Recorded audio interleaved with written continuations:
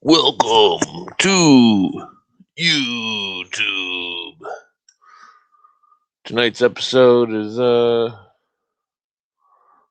the masonic reprisal. Uh we'll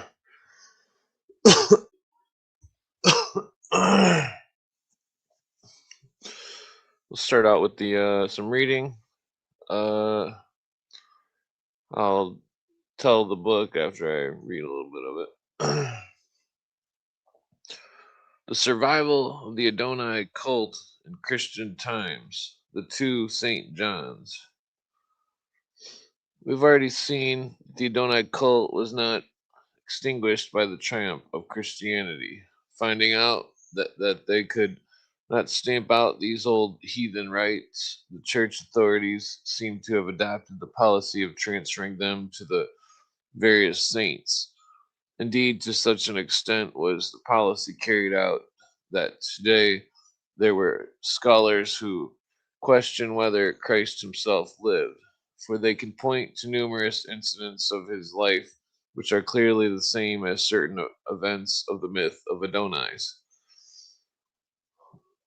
Such a corollary is, however, quite unnecessary and fails to account for the greatest of all Christian miracles, the rapid growth and ultimate triumph of Christianity. No great religious movement has ever arisen without a human leader with the great and evolved spiritual soul. You might as well doubt the. Skip that. There is, moreover, another possible explanation of certain of these old traditions. They may have been deliberately attached to him by his enemies, and careful study of the account of his crucifixion makes this seem almost certain. On Palm Sunday, he is brought in triumph amid universal rejoicing into Jerusalem, riding upon an ass, and with him waving palms and strewing them before him, proclaiming him, saying, "Blessed be he that overcome in the name of the Lord. Blessed by the kingdom of my Lord." Now, in this scene, we have a distinct counterpart of proclamation of the god man Adonis as the king and spouse of Astarte. The ass certainly played an important part of the Eleusine mysteries and was associated there with Dionysus, who is but a Hellenized form of Tammuz, while the waving of palms, etc., reminds us of the important part of the plants and greenery played in the marriage of Adonis at Alexandria up to the end of the fourth century later. Further, the people proclaimed him king as coming in the name of, as we previously seen, was originally the title of Tammuz in the form of Adonis was the usual name by which he was worshipped at the time. Moreover, triumphal procession was followed by the solemn cursing of the fig tree, which immediately withered away. Now, this incident has puzzled many worthy people, for, as we are told, that the time for figs has not yet come. It seems like a fit of foolish, childish passion and quite inappropriate. Blah, blah. When we recollect, however, that as a result of the parting of Tammuz from Astarte, the earth ceased to bring forth its increase, we see that the incident as one which would by populace be associated with him if they had decided to regard him as the living representative of Tammuz. That he never cursed the tree at all is most probable, but that such a legend should subsequently be attached to him in view of his tragic fate is perfectly natural. As never once otherwise, wait, uh, as never once otherwise, Christ cursed any living thing without justly provoked. It's obviously a metaphor. We may feel that sure that there is the best of reasons for refusing to believe that Jesus would have descended to such an exhibition of blah blah. Okay, what's going on about the cursing the fig? When we come to his trial and death again, we see again and again we are struck with similarity of incidences to those which occurred when the Syrians mourned over the figure of Adonais slain. And it seems as though the brutal Roman soldiery were in mockery enacting the drama of the death of the king priest, the divine Adonais. He was scourged and unfortunate as the unfortunate criminal king at Babylon was scourged before he was taken out to be crucified. He was robed in a royal red, purple robes of Adonais. He was crowned with the crown of acacia thorns. In his hand was placed a reed and scepter. What more appropriate emblem could they find to symbolize the god of vegetation? Then they struck him on the head with it. Does not this remind us of another who was knocked on the head? He was crucified on a tree, as was the figure of Attis in Rome, and as was the criminal king of Babylon, and probably in like manner Adonias in Syria. Over his head were placed his title, King of the Jews, which at once brings to mind the fact that the earthly representatives of Adonai were priest kings. Finally, he was stabbed in the side, just as the human victim among the Albanians, the man fastened to a tree by the people of the Philippine Islands, when they sacrificed him in order that the ground might be fruitful. Again, the traditional date of Good Friday was 23rd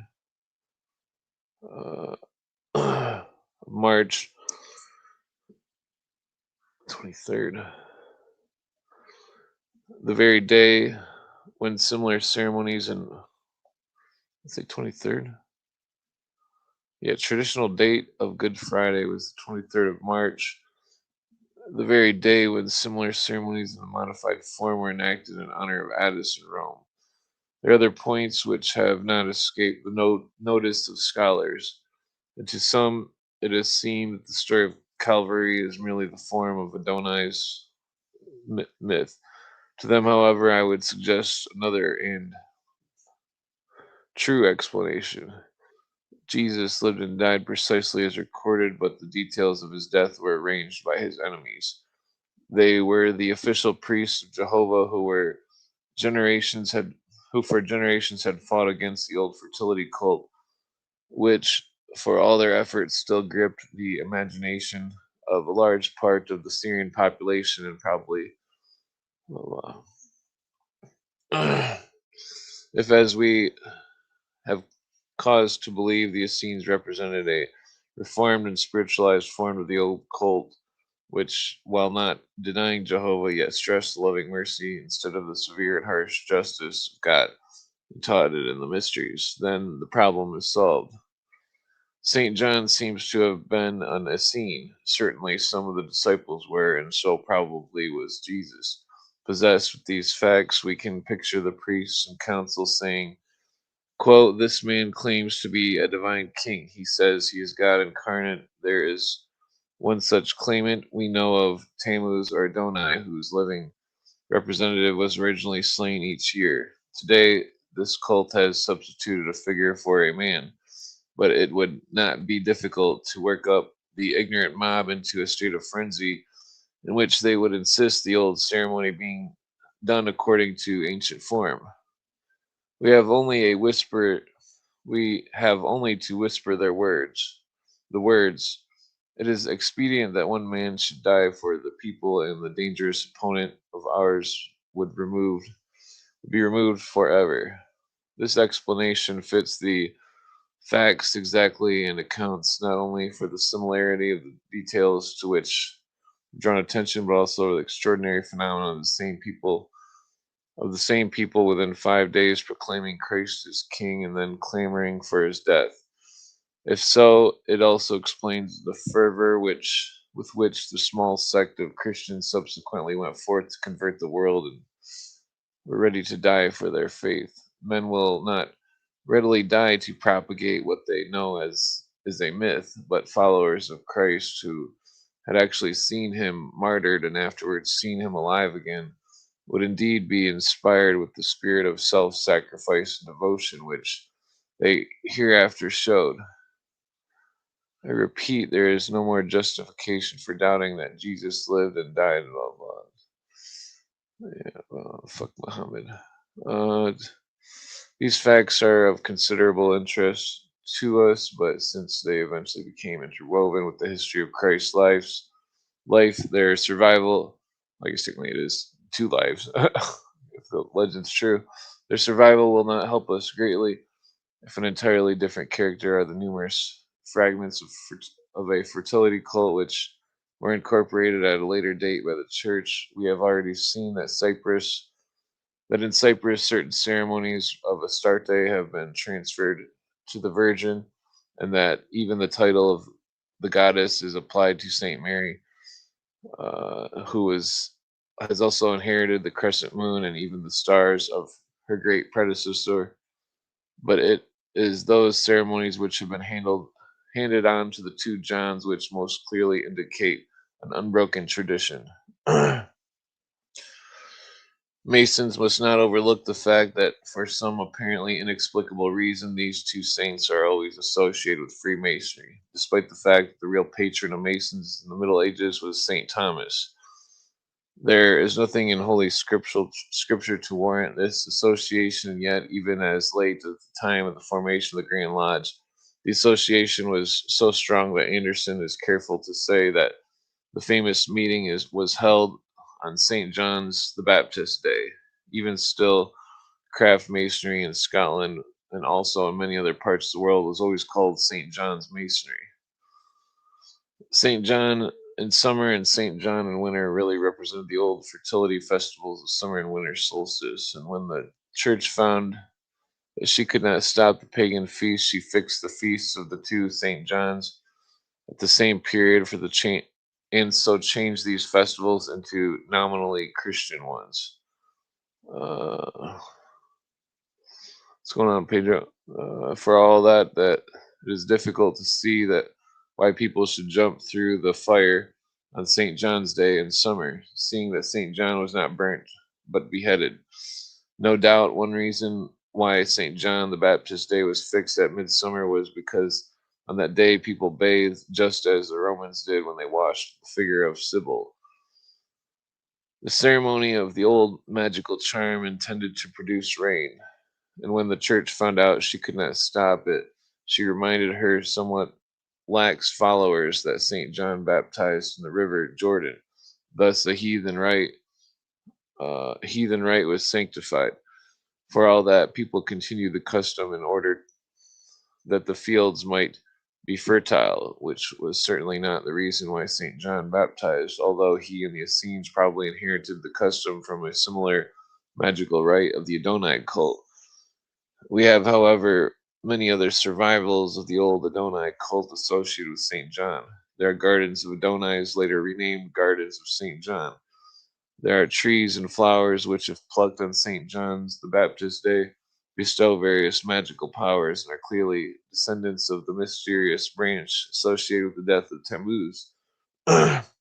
We have, too, the numerous customs which the Pope has taken over from the high priests of Attis, such as the three knocks, the testing of his manhood, the eunuch choir, and so forth. We thus see the only reason why the two St. Johns have become associated with masonry is because, in like manner, they represented older gods or their cults, and that cult must have been the old fertility cult, the central feature in which was the myth of the dying god. Indeed, the two straight lines between the circle called the two St. Johns validly represent summer and winter solstice, while the curious ceremony still enacted by the Masons at Melrose every midsummer attests to the direct connection between modern masonry and the old fertility cult. It must not be supposed, however, that the rites transmitted to our medieval ancestors were still in the crude and savage form which disfigured them from the days of Solomon. They had passed through many purgings, not the least of which was that of the Essenes, doubtless the ceremonies performed in the temple of Roman Collegia at Pompeii were much nearer to our own than the original form which existed in Syria, in the days of Hiram of Tyre. The Roman Collegia had An initiation rite and discovery of an inlaid marble tablet containing certain symbols suggests that Attis was their hero. On the ground of gray green stone is inlaid a human skull in gray, black, and white. The skull has one peculiarity. Although it is a true skull, it nevertheless has an ear. Above it is a square and colored wood and brass points. There is a cross piece a little above the points of the square, and from the apex hangs the plumb line. This tool can be used as a square, a level, or a plumb line. Beneath the skull is a moth, not a butterfly, as it is sometimes described, which rests on a six-spoked wheel. On the right side of the skull and wheel is a crooked thorn stick, which reminds us of the crook of the priest king of Bognaz Cow and the acacia thorn. On the stick hangs a ragged old brown cloak tied with a cord. Over it a leather knapsack. On the left side of the staff, with a kind of knot on the top at the bottom, comes to a sharp point. By some, it has been described as a spear, but the point does not seem large enough to be of the blade of a spear. To the top, just beneath the knot, is a strip of white material with a line of dots or holes along the middle, and beneath the robe of royal purple fastened by the stuff of court. There is a little doubt that here we have the tracing board of the degree of death and resurrection worked by the Roman collegia. While the skull should have an ear, why the skull should have an ear is difficult to say, unless it implies that the dead can hear us, though they cannot see or speak to us. The thorn staff, with its crooked handle, no doubt, refers to the old age, which needs to walk with the aid of a stick. The old cloak reminds us of a worn out body. The meaning of the scrip or knapsack is obscure, but it is obviously the reverse of the strip of cloth on the staff, the meaning of which is equally uncertain. The staff is, however, clearly the staff of the conductor of the dead. The royal robe remains as the robes in which the clad figure of Adonai is slain. The thorn staff also seems to refer to the acacia tree. We cannot forget the fact that Adonais was not only the god of corn but also of trees. The fact that the royal robe is attached to the staff as of the conductor of the dead clearly indicates the initiate was symbolically raised from an old worn out physical body to a perfect spiritual body fit for habitation of the divine king. Moreover, the sculpture on the walls of the temple shows the Roman collegia not only attached a symbolic meaning to their working tools but associated them with the drama of death.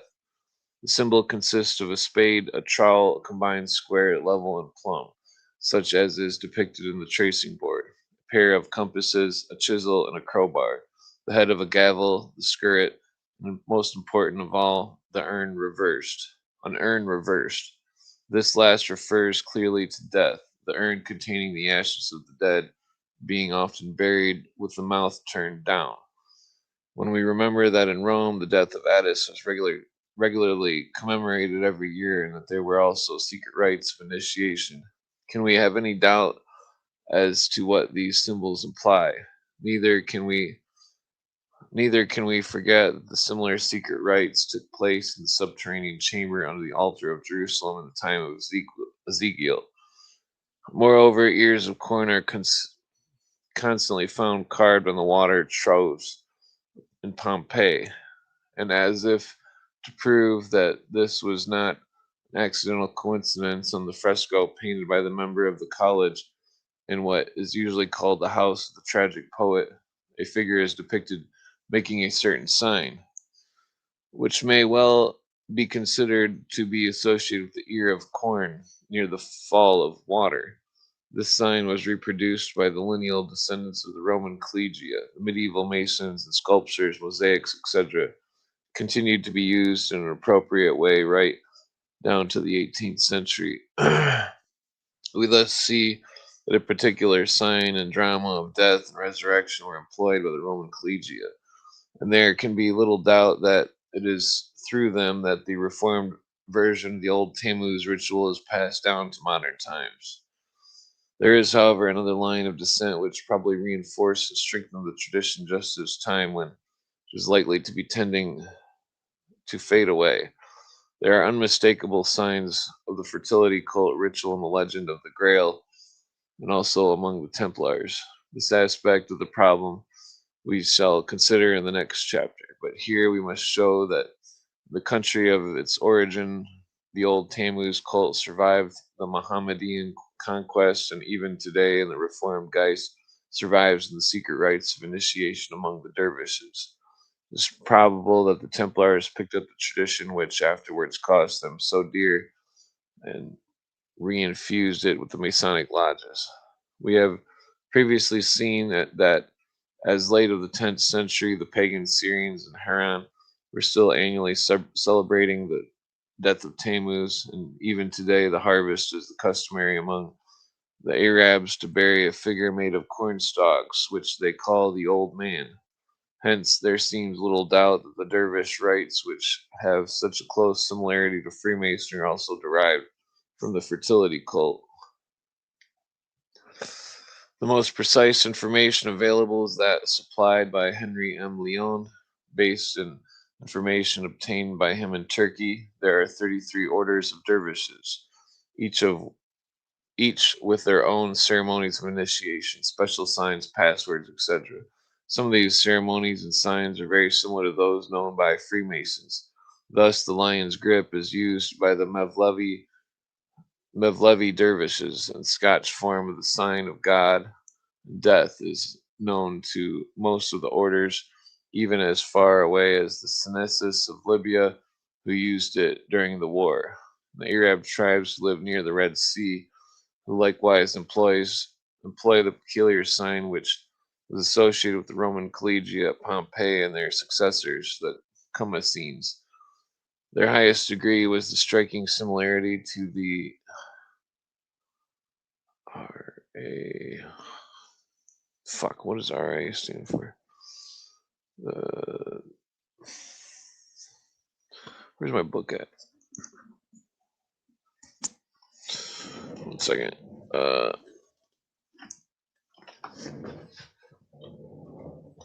RA. I can't think of what RA is.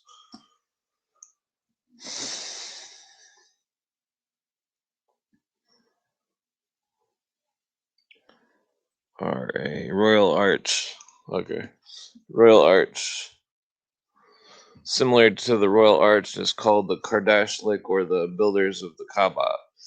This title is the special interest to us since there is little doubt that the black stone of the Kaaba, which is supposed to have fallen from heaven originally, represented the Great Mother, and is a close relation to the black stone which the Romans brought to the Holy City when they established their rites of Sibyl.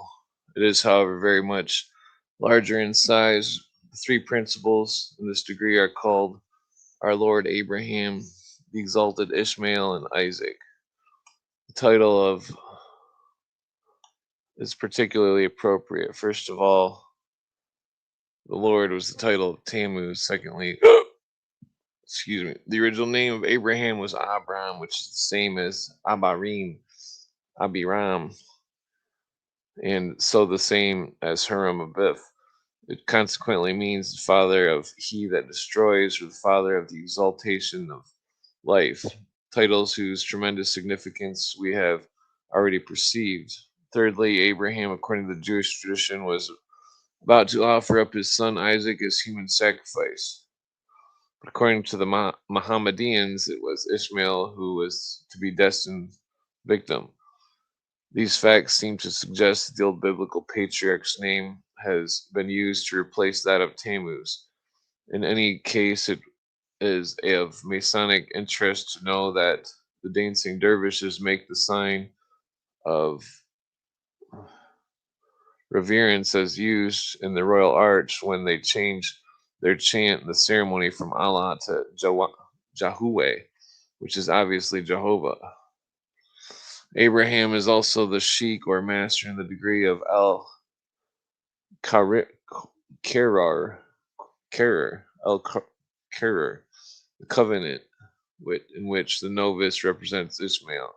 The Baktashi dervishes, whose ceremony we shall now consider, a special girdle to distinguish them from the uninitiated. My readers will remember that the Essenes likewise had a girdle.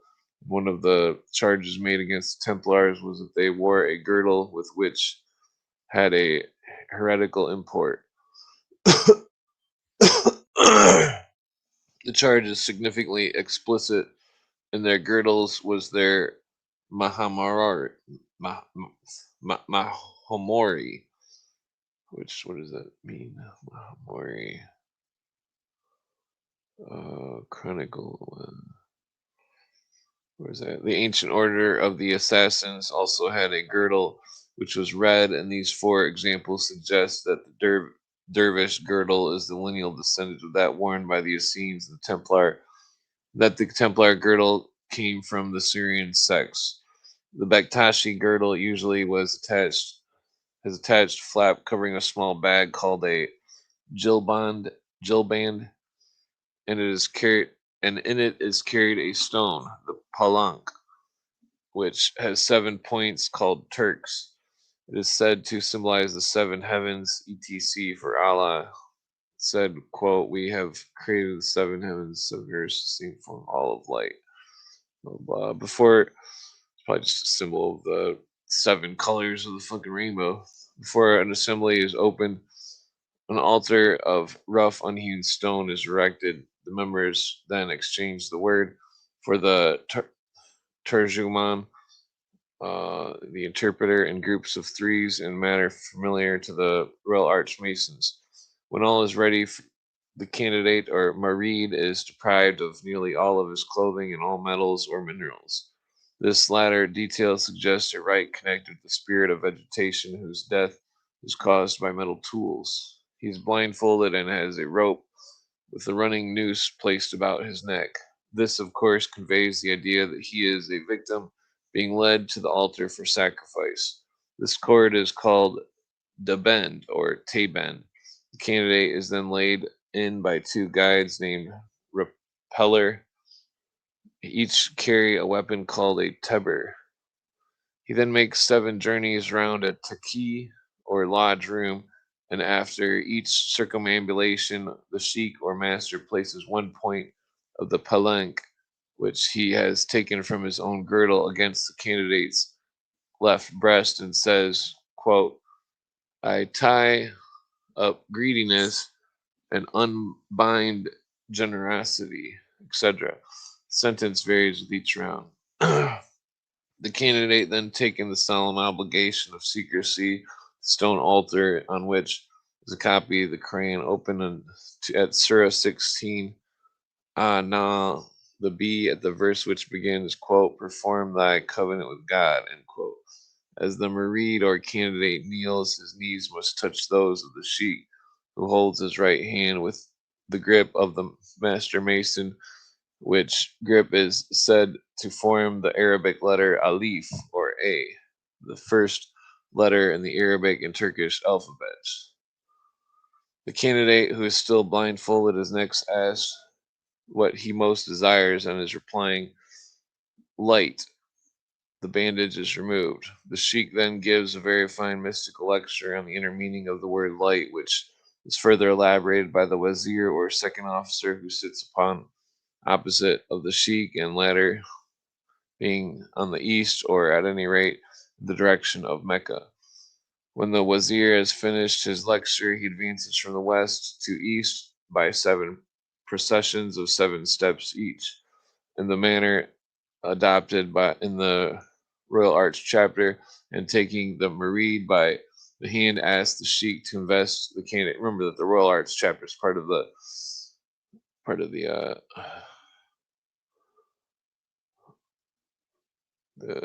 well, I mean, that's hard to explain. It's connected with the Grand Orient. The sheikh does so. The first article being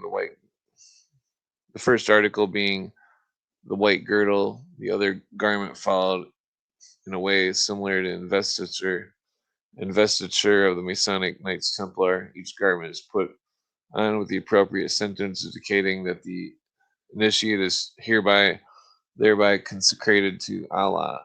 Then follows the historical lecture of the candidate is told that the first founder of the order was the angel Gabriel, who, at the command of Allah, initiated Muhammad. After this comes the mystical charge, which the new member is told that to know thyself is to know Allah. See, the same man as God bullshit. He is taught the where and sign, and then proclaimed a member by blowing a horn at the 4 points of the compass at the center of the room. Among the signs taught him is that sign which was used by the Roman collegia, also the past uh, P PS. What is it? I forget this. Past something of a master mason, and of course all the Mohammedans continue the old fertility rite custom of circumcision, though too much stress must not be laid on the survival of one custom. Perhaps, however, the most interesting fact about this and similar dervish rites is that they have a tradition that because Richard I admitted Saladin into the order of chivalry, the latter repaid his courtesy by initiating Richard into some of the lower dervish degrees.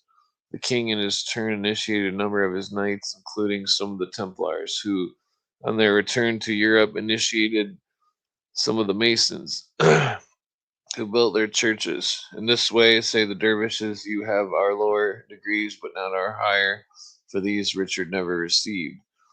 As to whether the dervish higher degrees are quite different from the high degrees of masonry, I cannot say, but it is obvious that as many of these Masonic degrees are based on the cross, the Mohammedan ones would naturally differ. The hostility to the cross, which fanatical Mohammedans feel, would inevitably lead to the elimination of the symbol, which, though not originally Christian in their eyes, has become identified with our faith.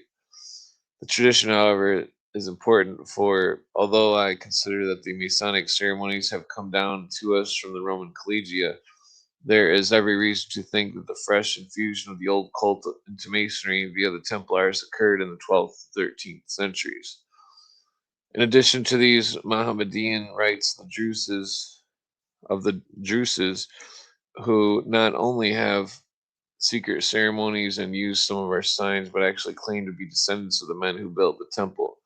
They believe in one God and have a system of initiation very similar in some ways to Freemasonry. It is important to remember that their chief center is Lebanon, the center of the Adonai cult. Their degrees are jackals or jahils, which which former only blah blah blah. Jahil means the ignorant, and Akil means the intelligent. There is a third inner degree which constitutes the priests, who are called Katils, concerning whom very little is shown. Above these, there are few members of the higher degrees who are regarded as seers, prophets, and deal with higher flights of astrology. We can correlate the degrees of the craft of the Royal Arch and their secret book, Testimonies of the Mysteries of Unity. This condition is laid down for the candidate of the Akil degree. He must be sound mind and soul, sound mind and body. Reverend Heskett Smith found that some of the grips and signs were similar to those of Freemasonry, so much so that the Druze once asked him how he knew the signs of the Druses and the inner and outer guards of their temples, which are adorned with a double triangle. And in general, the order seems to have many points of similarity with Freemasonry. The Druses are not Orthodox Mohammedans and derive their present form of faith from the heretical Mohammedan named Hamzi, the 10th century AD, that is to say, the date when the old Tammuz rites were still alive in Syria. Their faith is peculiar in that, like the old followers of Tammuz, and unlike Orthodox Mohammedans, they believe that God has been consistently reincarnated in a series of semi divine prophets. Altogether, they consider there have been 70 such incarnations. The last final one was Hakim, the sixth Fatimite Caliph, after whom there will be no others. For the final revelation has, they say, been made. Among these incarnations, they acknowledge Christ as one, but not Muhammad. They believe, moreover, that the second advent of Hakim, who shall return to conquer the world. There are clear traces of phallic and fertility worship, excuse me, in the Druze religion, and they pay great veneration to certain angelic intermediaries between God and man, which reminds us of the peculiar clause of obligations of the Essene not to betray the names of the angels. They have a number of high places. What's going on? The in the eastern Haran are shrines in the hilltop, which each contain the black stone in which goats and other animals are sacrificed. It is said that they have also venerate the image of a calf. This has been queried. It is, however, quite possible for it is clear that the Druses who claim whose chief center is Lebanon, the old center of Adonai's cults, were followers of that cult who were converted to Hamzi, the apostle of Hakim, who found them easy to convert because they already believed in their repeated incarnations of deity. Their belief, where's that? Their belief as to what befalls the dead is, moreover, very similar to that held by the Essenes, quite opposed to that of the Orthodox Islam, being based on the doctrine of reincarnation. They hold that the material world is mere the divine intelligence. The good, after death, pass through a series of fresh incarnations, each with a higher spirit, blah, blah, blah. Let's see. I'll put a link on if you want to come smoke a joint. uh, yeah, I smoked a joint for a few hours. Where was that here?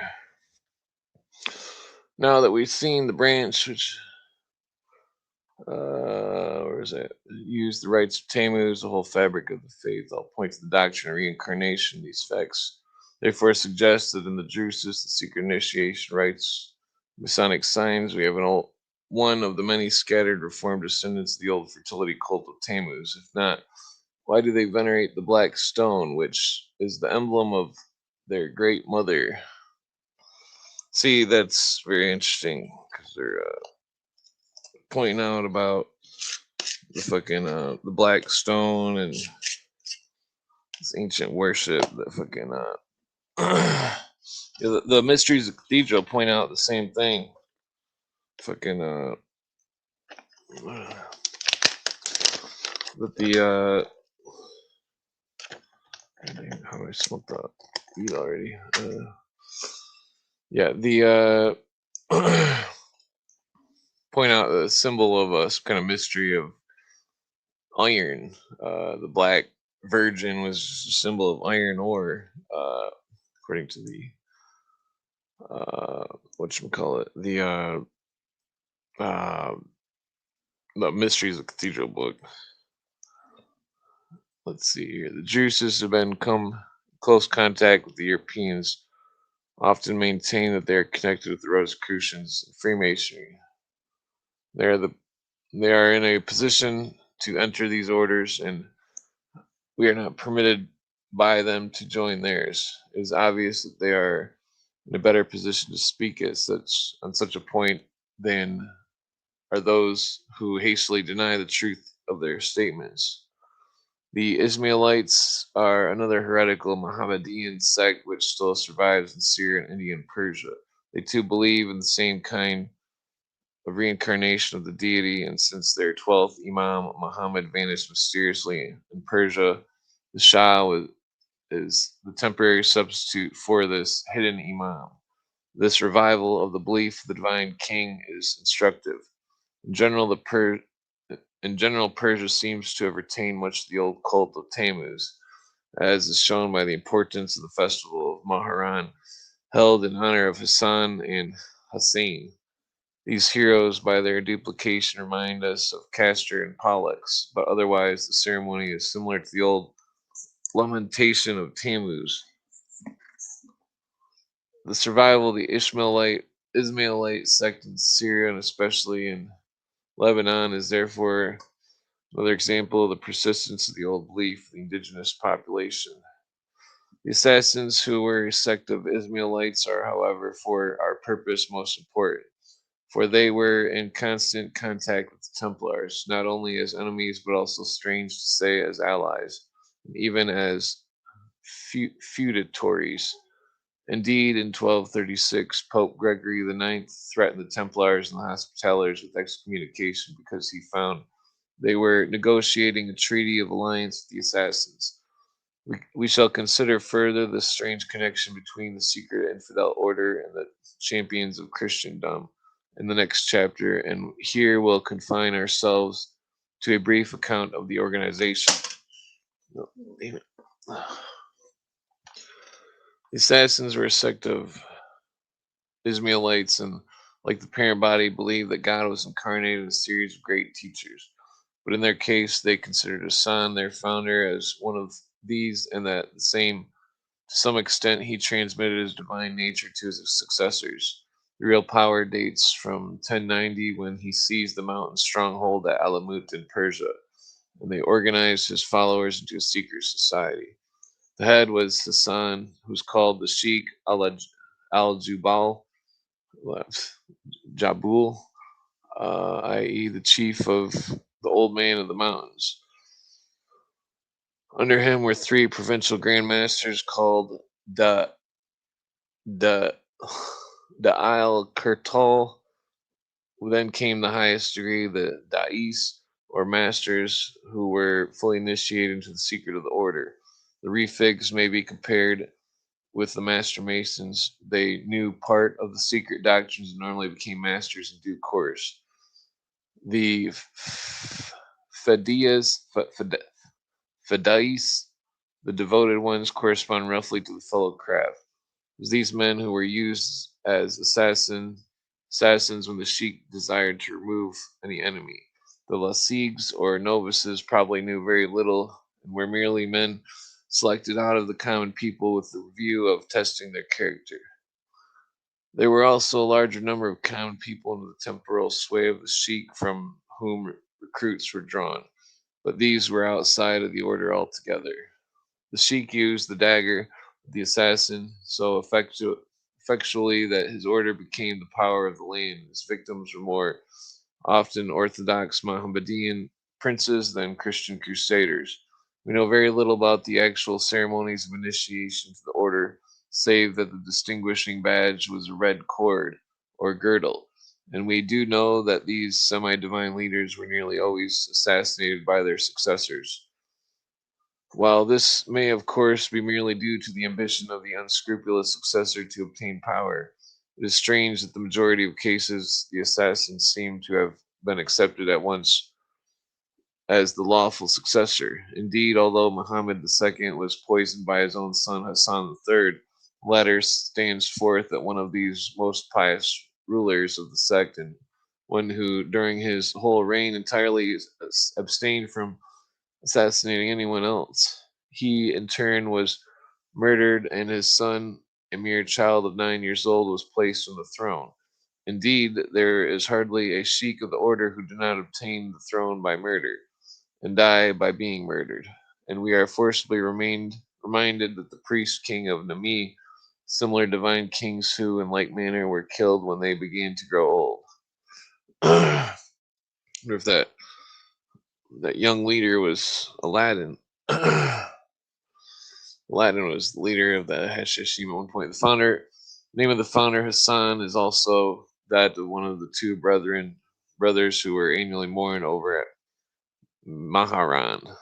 And although this may be merely a coincidence, it seems more likely that since Hassan II openly claimed to be the Imam of the incarnation of deity, that the name was deliberately adopted with that end in view. And we may suspect that he thus proclaimed openly that what the first Hassan had taught secretly to the fully initiated. The other important center of the sect at Lebanon, which means whiteness, the other important center of the sect was Lebanon, which means whiteness. It comes from the Semitic word Laban. This brings to mind the fact that Hiram also means whiteness. Also means fire. Wait, did my camera freeze? Oh, god damn it. Okay. whiteness or fire. Yeah. Oh, let's see. Oh, looks like I got a depiction here. I'm gonna put it on the screen real quick. Not sure what's going on with this depiction. There we go. Yeah, so it's Jonah and the whale depiction. You see there on the left. Well, on the right side he's going in the whale. On the left side he's coming out. It's got a couple of figure eights there. What is that? The resurrection of the dead. Bale. That's interesting. I'm not sure what year that's supposed to be. All right, where are we at here? It was during the reign of the successor of Hassan II, Viz. Muhammad II, the Syrian branch made itself independent, remained so far the rest of its history. It was with this branch that the Templars came into contact, and to all the Crusaders, the old man of the mountains meant the Sheik of the assassins of Lebanon. We thus see this secret order, which had three distinct lodges and a super degree corresponding to Master of the Lodge, or possibly to the Royal Arch, was strongly entrenched in Lebanon and the old site, the Adonai cult, and that its doctrines included that of the reincarnation of the divine being as priest king, which kings were usually murdered. Furthermore, well, that's pretty harsh. Furthermore, this cult was organized at about the same time as the Druses, period when the old Tammuz cult was not even officially extinct, and has undoubtedly the direct connection of the Knights Templar. To sum up this chapter, we find herein that the Lebanon in the 10th, 11th, and 12th centuries was the center of a series of secret societies which carried on more or less sub rosa certain doctrines of the old Adonai cults, in direct opposition to the orthodox monotheism of Islam. While we cannot definitely say that these secret rites included one death and resurrection, in view of the nature of their beliefs and such fragments of their organizations as we can trace, we can have no doubt that they were the descendants of the cult of the dying God. This being so, we may be practically certain that, oh, excuse me, the central figure of the old cult was not omitted. Indeed, the story of those who were to be sent out as assassins were first brought to the gardens of the chief, which they were told were paradise, suggests that before being sent forth to certain death, they were by the ceremony of death and resurrection given a sure and certain hope that their souls would rise from their dead bodies, enter paradise.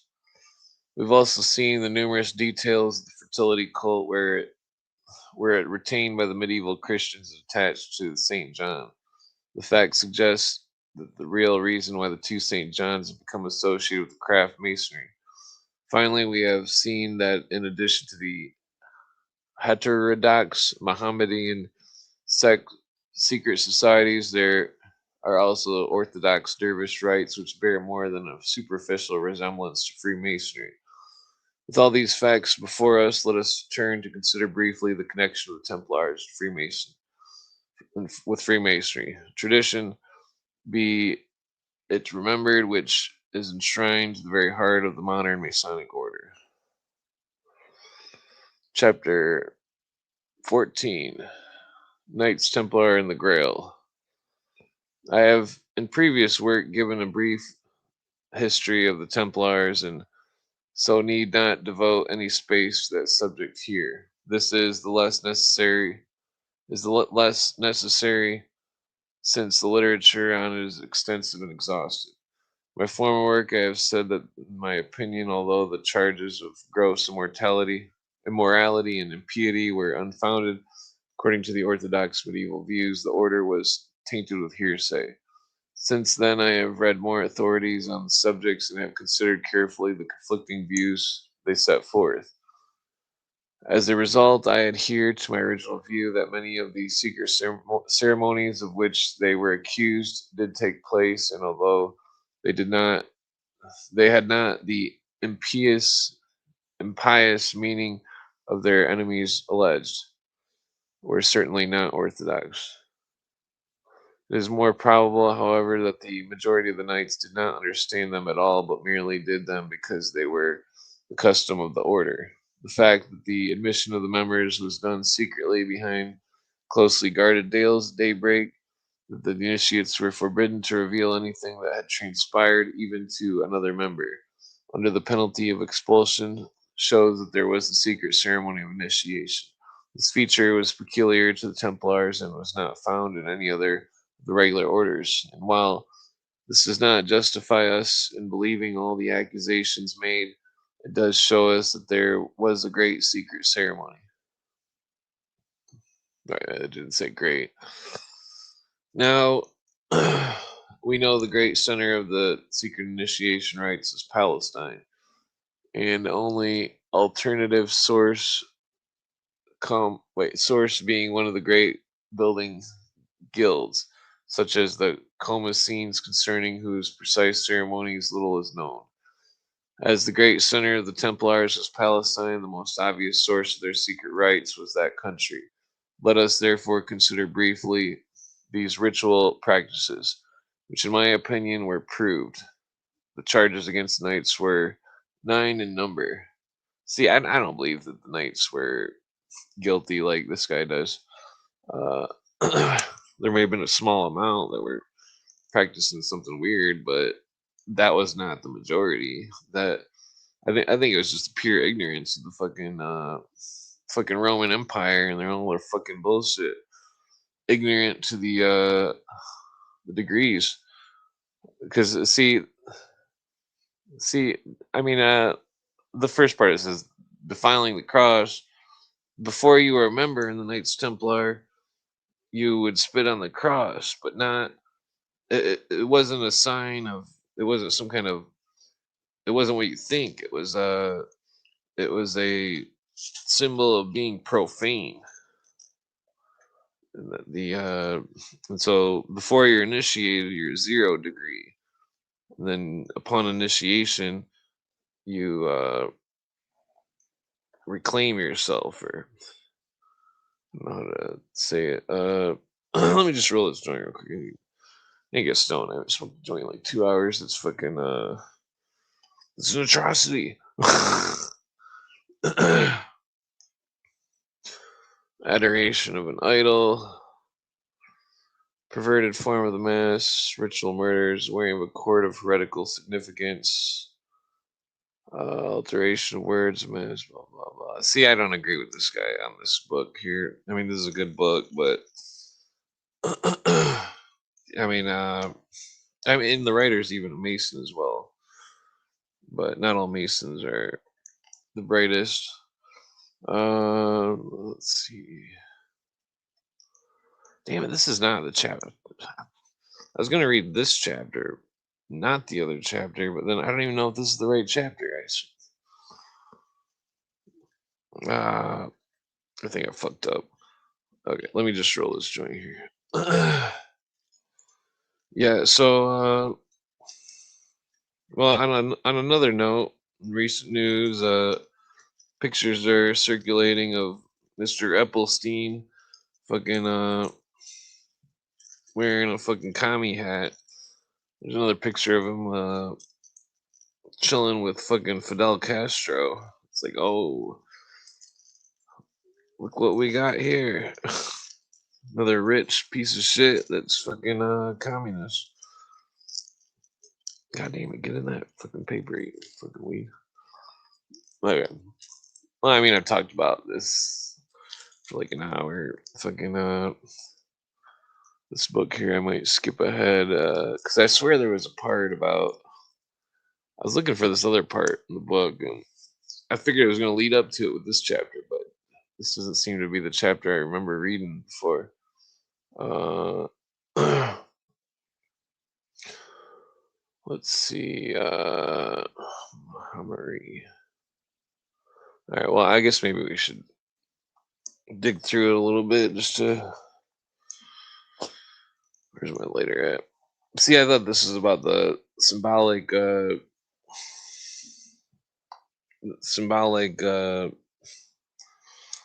What is that called? God damn it. Let's see here. Uh, of these numbers, 4, 8, 9 may be quickly dismissed. So it's 4, 8, 9 ritual murders, treachery, and immorality. There's no reliable evidence of 4. Number 8, blah blah. It's not always act promptly. Where's that? Number 9, no body of men which legislators have existed for a long time, for long without some of them wandering from the strict paths of virtue, even or yeah, blah blah. Number 5, the wearing of the cord of heretical significance. Okay, let's start right there. The inquisitors may have been knaves, but they were certainly not fools, as their object was to discredit the Templars in the eyes of the Orthodox. The stress that they laid upon this cord shows that neither they nor the populace regarded the Templar cord or girdle as orthodox or in any way similar to the Cistercian girdle, which some modern critics have compared it. Blah blah blah blah. I'm not too concerned about this girdle thing. Distinguished from the badge, it says this red cord or girdle in which dervishes still practice. Blah blah. Where's that here? This might be forgotten. The medieval ecclesiastics regard the Mohammedans as members of alien. Okay. Yeah, there's a lot of accusations about Templars. I've went over a lot of them, and they're not. It's simply misunderstanding of doctrine by people that are profane. Uh, let's see. Cathari. Thus, the Essenes, the assassins of Lebanon, the Cathari, and the present day dervishes use the cord to denote membership of the secret order. Blah, blah, blah. Old man of the mountain actually paid them tribute. Wait, the old man of the mountain actually paid them tribute, and when he offered to become Christian, if this tribute was abolished, the Templars killed the messengers who had taken his proposal to King Amalric of Jerusalem. This occurred in 1172 AD. It seems that the head of the secret heretical Mohammedan sect had been paying tribute to the Templars since 1149, while as late as 1252, overlord of the Templars over the assassins was still intact. For in that year they rebuked the insolence of certain envoys of the assassins to Louis IX in a manner which leaves no doubt as to the close connections which existed between the two societies. Thus, both these orders were secret societies with initiation rites and wore a cord as a badge of membership. They were closely associated, although one was Christian, the other Mohammedan, and both were regarded as heretical by the Orthodox members of the prospective faiths. This connection was well known, as proved by the steps taken by the Pope to try to prevent it, to which we have previously referred. Their prosecutors, therefore, would know precisely whence that telltale cord was derived, and, like them, regarded as strong evidence of blah blah blah. There's no reliable. So I'm gonna get. Yeah, there's no. If when somebody's getting like fucking tortured to death, they're gonna say any goddamn thing that fucking the person wants to hear, just so they're not tortured and fucking. That's what happened to the Templars in Rome and shit. It's like, uh, it's like they went. Imagine being a soldier back then or something. Like you're going to this far off country, you find this archaeological shit about your religion, and you find stuff that nobody knows about it back in Europe, and then you simply just bring the tradition with you, and then because of that you're demonized and your entire movement is destroyed because the fucking king of France doesn't want to pay back money. uh Fucking king of France. The Where's I getting at? Fucking Okay, so let's see. Wait. Oh, I skipped something good here. The real points of interest of the charges are number 2 and 1 in regard to the adoration of idol, which is usually described as the head. The question is more complex than most defenders of the orders admit. There does seem to be evidence of one or two such heads were found, one being at Paris. We cannot ignore the curious Templar legend of the head which brought good luck. It may be that this head represents the head of Adonis, which was thrown into the sea at Alexandria each year, and we also cannot overlook the fact that among the hollows of the Grail is a bleeding head, sometimes described as the head of St. John the Baptist. We've already seen that the two St. Johns, more especially St. John the Baptist, took over many rites and customs associated with Adonai. And before we are entitled to suspect that the Templar head and the head of the Grail legends both go back to the order, to an older cult, our suspicions derive considerable support from the Mab- Mabinogian, wherein Peruder sees the Grail, the spear dripping blood, and the head, which latter he is told that of a relation of his who was murdered by witches. In the early version of the Grail, there was no hint that the head is that of St. John, neither is the bleeding sword of Longius, the soldier who pierced the side of Jesus. Remembering this, let us turn to the curious Templar legend. A noble lady of Miraclea was loved by a Templar, Lord of Sidon, but she died when young. On the night of her burial, this wicked knight crept to the grave, dug up her body, and violated it. Then a voice from the void bade him return the 9 months' time, for he would find a son. He obeyed the injunction, and at the appointed time opened the grave again and found a head on the leg bones of a skeleton. Skull and crossbones. The same voice bade him guard it well, for it would be the giver of all good things, and so he carried it away with him. It became his protecting genius, and he was able to defeat his enemies by merely showing them the magic head. In due course, it passed into the possession of the order. Reminds me of the what is that? The movie. He holds up the head of Medusa, and fucking conquers the Titan or whatever. What's it too? From Ward, Freemasonry, and the Ancient Gods. Uh, Now, not only did the Inquisitors find such a head at Paris, but the number of the knights admitted having paid reverence to it, some adding that they thought it was a skull. While it was possible, of course, that it was some relic, this hardly seems likely.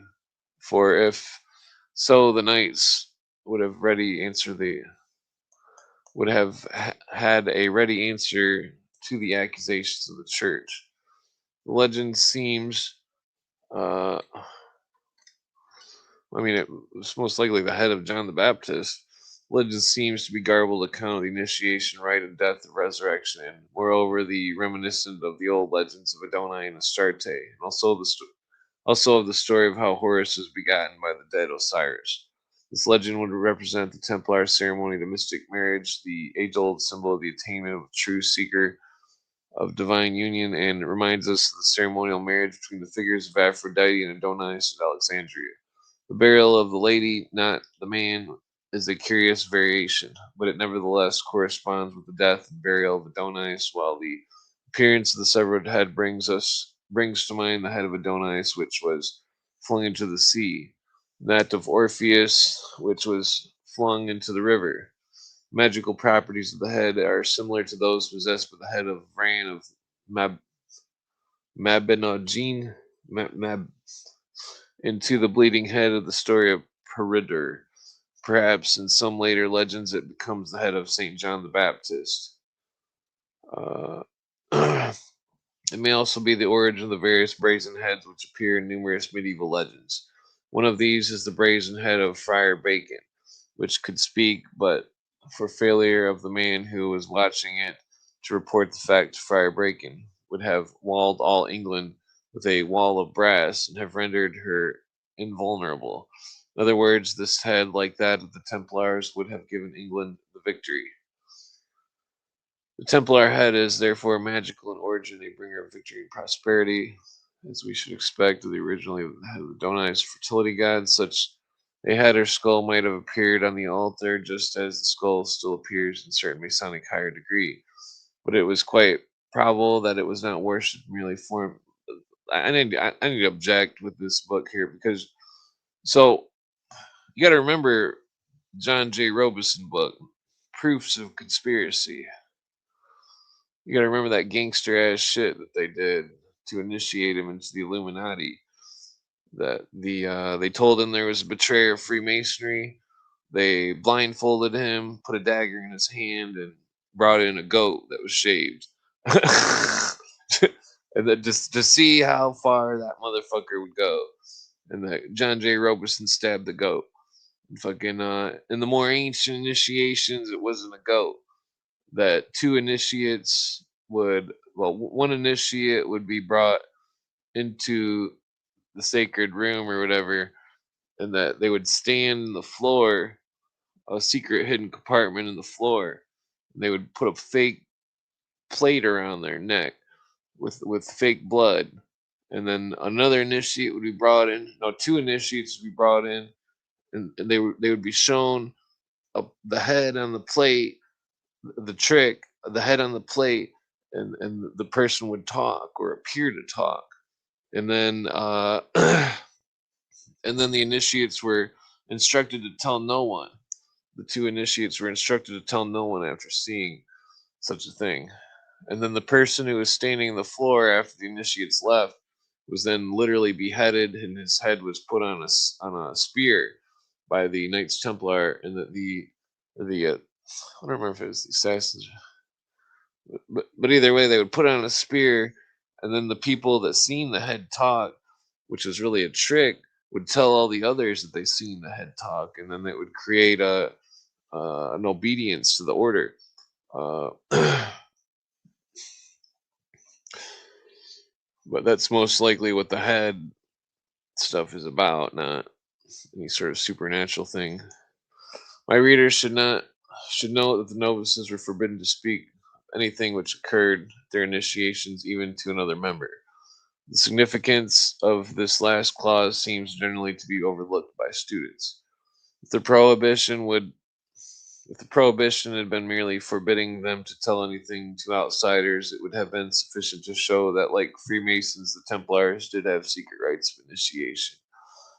But the fact that novices were forbidden to compare notes with other members indicates either that certain parts of the ceremonies were not given at all, or else that different explanations of the meaning of the same ceremony were given. Probably both occurred, and this would explain why some knights denied that the particular ceremony took place while others acknowledged it. It is clear, however, that the explanation of certain ritual practices varied considerably, and no doubt the purpose of the head was like manner explained differently to different knights. To some, it might have merely been an emblem of mortality; to others, a magical head bringing good fortune and the genius of the order, to whom reverence, though hardly worship, should be paid. In American Templar lodges, a skull is still used for ritual purposes and is called Old Simon. Is this a corruption of the Lord of Sidon? I have made Freemasonry and the Ancient Gods. It's a book shown that the claim made that the Knights Templars did enter Freemasonry, carrying with them certain rights, and not nearly so fantastic as some people think. Only some 800 knights out of 15,000 suffered death or imprisonment. And in addition, there were thousands of Templar clergy and also thousands of lay brethren, many of whom were Masons, and none of whom were persecuted. What happened to this huge body of men? Is it not probable that some of them did take refuge in the Masonic guilds? The Masons also had initiation rites drawn from the Adonai cults, and so Adonai cult, the similarity of the two systems would naturally attract the Templars, particularly the Templar priests, who, unlike the knights, probably did understand what ceremonies meant. This connection becomes more probable when we consider the details of the secret Templar rites. For example, the novices were deprived of practically all of their clothing. Giraldus de Passaggio said that he took off his colored clothes as he was wearing behind the altar, except for his shirt, breeches, and socks and boots, and put on the garments of camel's hair. Remember, because it was a symbol of the old man of the mountain. The use of the special candidate's robe reminds us of the old custom which survived to the 19th century, the old Dundee Lodge, number 18. The use of the camel's hair suggests the Asiatic origin of the custom. Number 8 played an important part of the lives of the knights. For example, the ritual kiss and symbolic denial of the cross occurred 3 times in the ceremonies. This brings us to the most peculiar feature of the secret ceremonies, the denial of Christ and the falling of the cross, which seems clearly proven and was no doubt a ritual practice very little understood by the knights. Moreover, here again it seems as though different explanations were given to various novices. For while Petrus Piccati told the inquisitors that it was a test of fidelity and had been and, he, and had he been brave enough to refuse to do so, to do as he was told, he would have been sent to the Holy Land.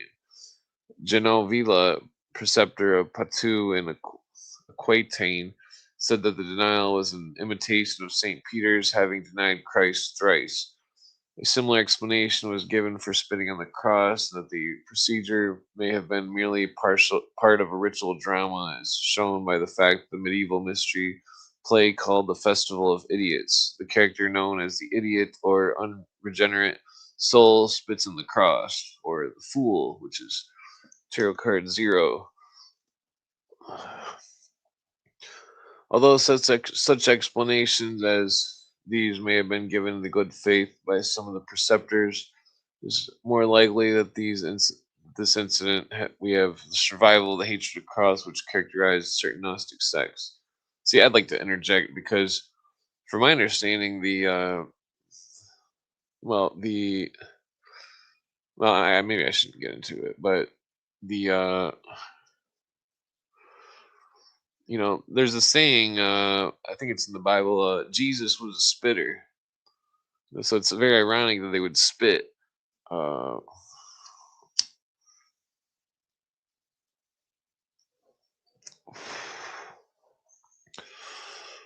these, instead of venerating the cross as a symbol of their salvation, declare it to be a loathsome thing, since it was the means whereby Christ was slain.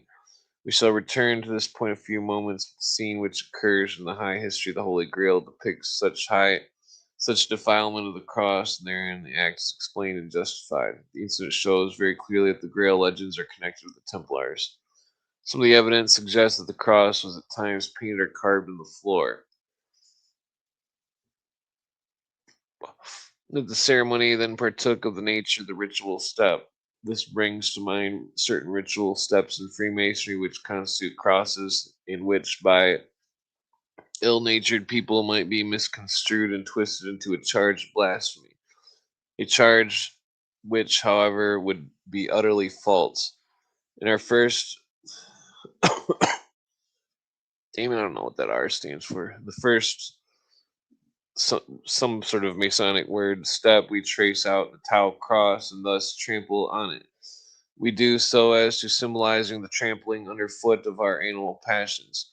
And when in like manner we make the Latin cross, it is to indicate the sacrifice of ourselves, or in other words, the novice treads the way of the cross. Moreover, a careful study of the legend of the master of Hiram Abiff will reveal the fact that as he staggered from point to point in the temple with the blood streaming from his wounds, he must have made with his blood the cross, the consecration cross, which is always made at the consecration of a church and subsequently blessed by the bishop.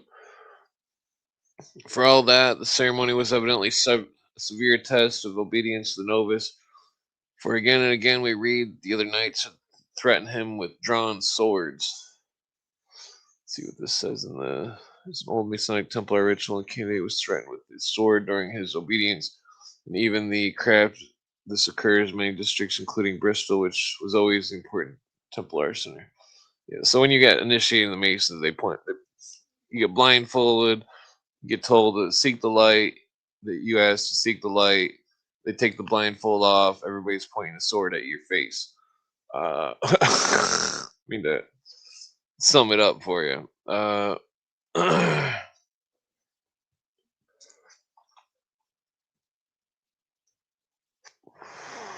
Oh, good old Mary Jane.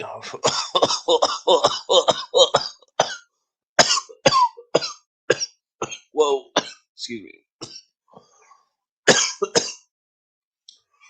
We must remember that the Crusaders brought back to England many Eastern customs. Thus, women adopted the wimple, which were merely a veil worn by Mohammedan women. Syrian details and capital and shape of arch were introduced, like into English churches.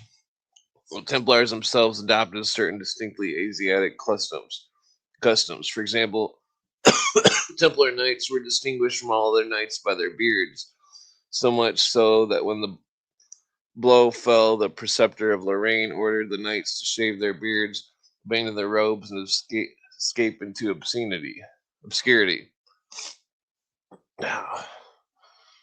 Shape of the Templar churches, circular outside and octagonal inside, is peculiar to them. May be copied from the Mosque of the Dome, which they thought was the Temple of Solomon. But if so, this shows that they would be particularly drawn to the ritual which dealt with the building of the temple if they found one still working in Syria. Remember, the temple, though, is the spot where the dome of the rock is the fucking spot. That's the temple of Zeus or Rome. And underneath that is a Hebrew temple.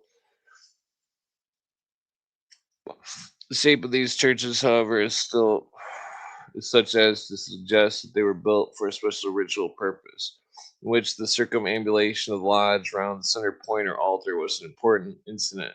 The ritual included dramatic representation of death and resurrection of the novice. The center of the shape and plan adopted would be admirable. The next important part is that according to the tradition, the Templars were guardians of the Holy Grail. Tradition which appears to have solid foundation as indicating the Grail legends were originally a fertility cult carried on from the ancient times and only partially Christianized. So obvious was this to the ecclesiastical authorities that they seem to have discouraged the growth and development of the Grail legend. Although they could not entirely prevent its popularity as a romance, we will therefore consider a great cycle of stories very brief. So remember when, because this writer, he's not too versed in astrotheology, I can tell. But 'cause I could tell earlier because I was reading the book before I came on. And he's talking about the Tammuz lore and all this stuff, and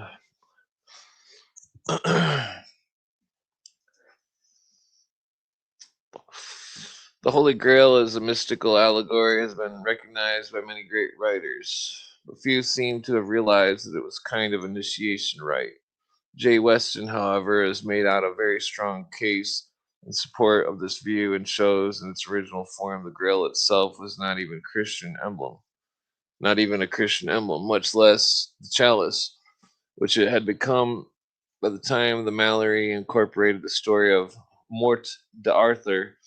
Weston traces the Grail theme back to the old fertility cult of Adonis and suggests the large extent of it came from uh, the Templars. What does it say? Certain sign which is used the Masonic Knights Templar thus becomes not only intelligible but also the indication the body may be connected with the old order. Other points in the ritual which seem to have come down to old ceremonies are considered in Freemasonry and the ancient gods as a manner of intelligible to those entitled to understand. I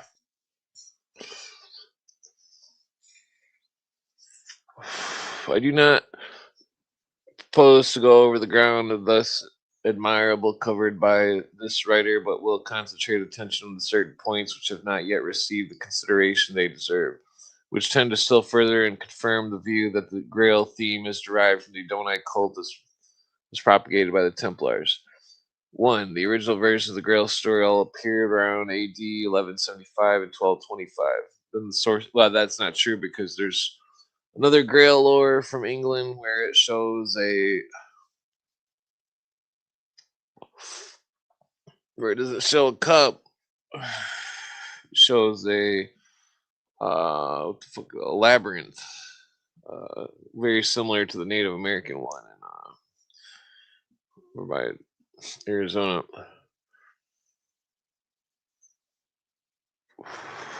Oh, damn this joint, dude.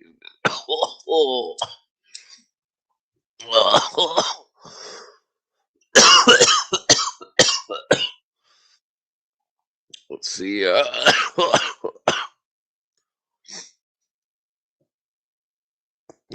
Knight's original hero was Gawain, later Percival. Galahad is quite a late invention. Sir Percival is always called the son of a widow.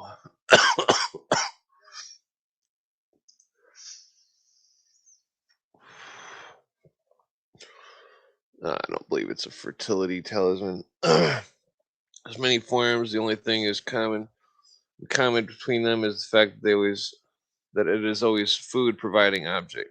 These forms are a stone, an object whose form is not specified, a reliquary, platter or cup used at the Last Supper, a vessel in which Saint Joseph of Arimathea received the blood which came from the wounds of Christ, and quite later in its evolution, it takes the form of the chalice of the Eucharist. Even in this form, it is of no material substance whatever. The original object of the quest was to restore the virility of the guardian of the Grail, who is known as the Fisher King, the maimed king, which, being done fertility, would return to the land. Remember that this is it's also a legend and lore uh, about abstinence, controlling the lower desires.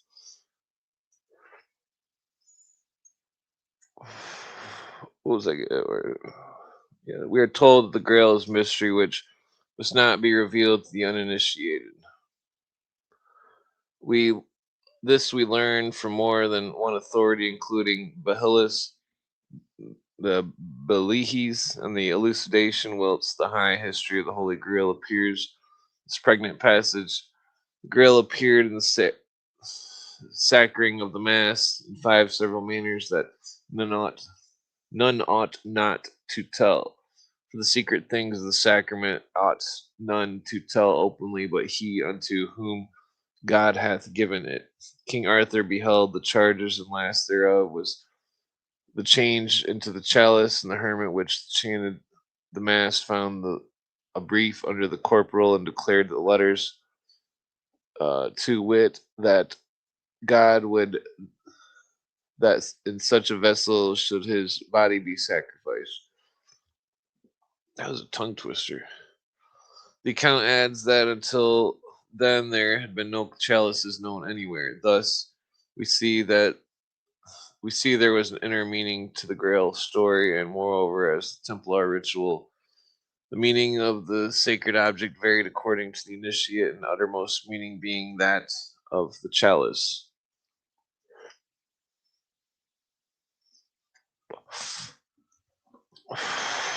Journey of the Grail Castle depicts the journey of the soul through the underworld of paradise to paradise.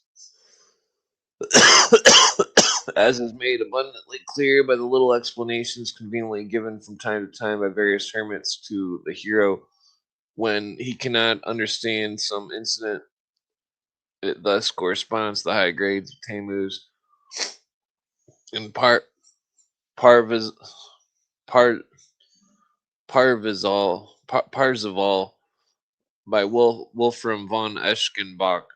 The Grail is a stone which brings food to its worshippers and is under the protection of the body of Knights Templars who are chosen by the stone itself.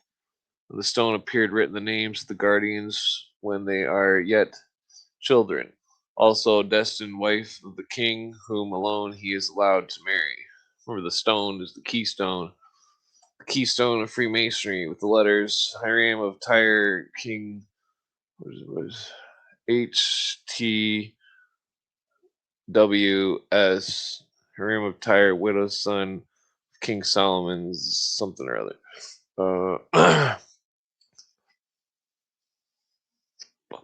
which is mentioned in the book of Revelations. The stone gave him a new name. A new name.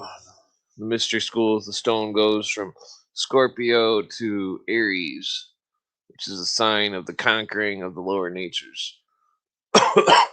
Scorpio is the genitals, and Aries is the mind. Uh, where am I here? According to Wolfram, Percival's half brother, who is the son of the Saracen princess, marries the maiden who bears the Grail and has by her prester John. This incident clearly indicates the Asiatic connection.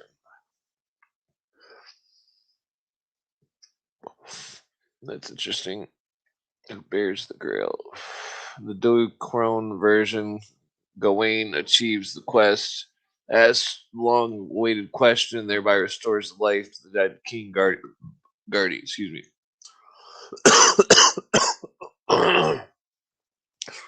12. From some accounts, it is clear that the wound from which the King Guardian is suffering is that of castration. On this point, J. Weston says the dead body of the bier, the maimed king on the litter, correspond to the god dead or wounded in such a manner that he is deprived of his reproduction powers. This is an analogy which was hitherto been too much ignored. Though, remember, analogy is in metaphorical.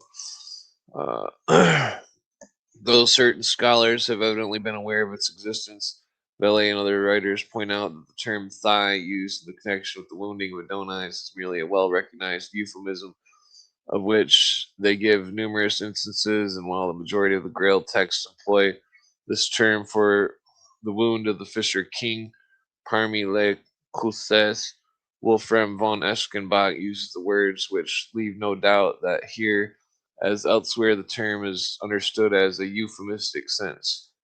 So we're talking about a symbolic castration. Even the late form of the tradition preserved for us in the Mort d'Arthur, Sir Percival wounds himself in the thigh, namely castrates himself because he had nearly had a carnal connection with the lady who came in the ship. Ooh, that's covered with silk blacker than any bear, who is undoubtedly Astarte. So remember, it's all symbolic. It's all fucking star lore. So when the symbol of a star castrates itself, it means that it's no longer going to reproduce in the astrotheology. I mean, that's on being discovered and rebuffed by Sir Percival, she changed into a fiend.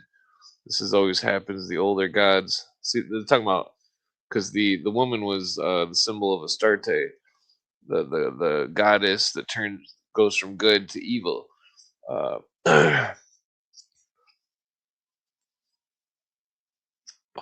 Same as in the Egyptian, the Sakmet. Uh, let's see, blacker than any bear discovered. Blah blah. Wait, what's that? Number 3. The form of the grill reminds a stone in the marked degree in the small cube given by the Masonic Knights Templar.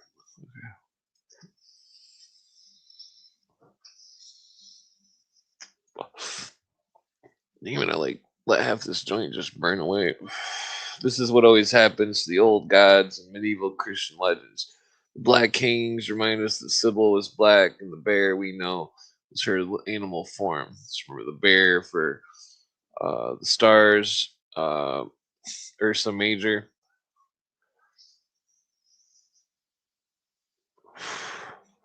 We have thus seen the Grail literature in some mysterious way is connected with the Templars on one hand, with the old Adonai cults on the other.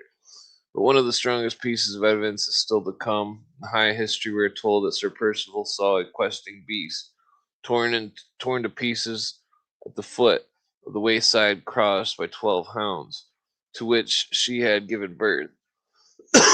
Then they came at night, and a damsel and gathered up the fragments of the mingled snow white beast, placed them in a golden vessels which they bore and departed.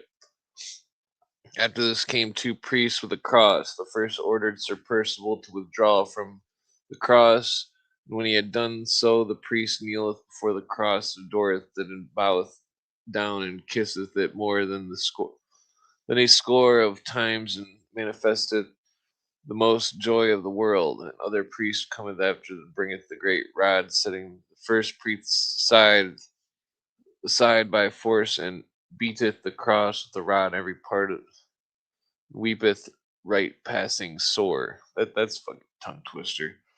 Percival beholdeth him in right great wonderment, and say unto him, Sir, something, you be no priest, wherefore do you so great shame?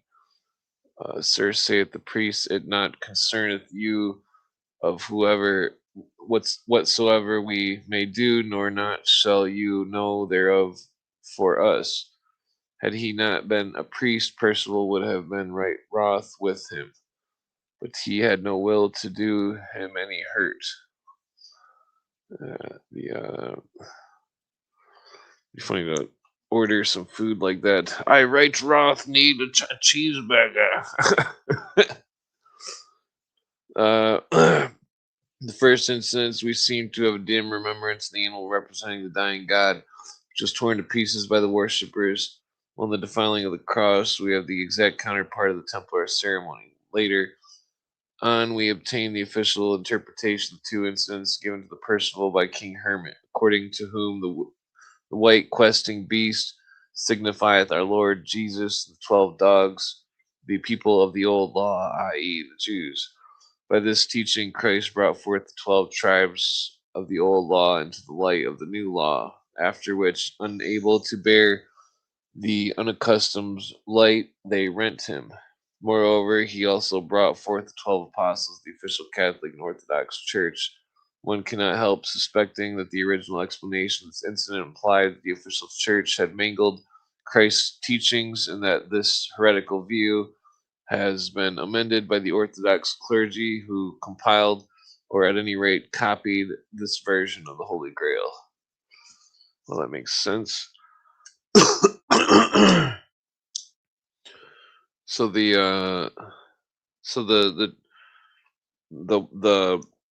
white beast getting killed by the 12 dogs was a symbol of the perversion of the original doctrine of Christianity.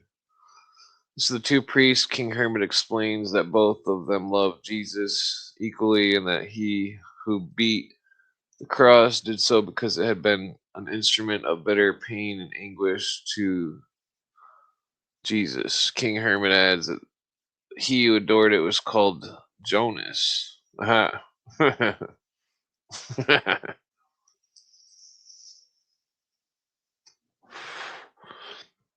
And he that reviled it was named Alexis.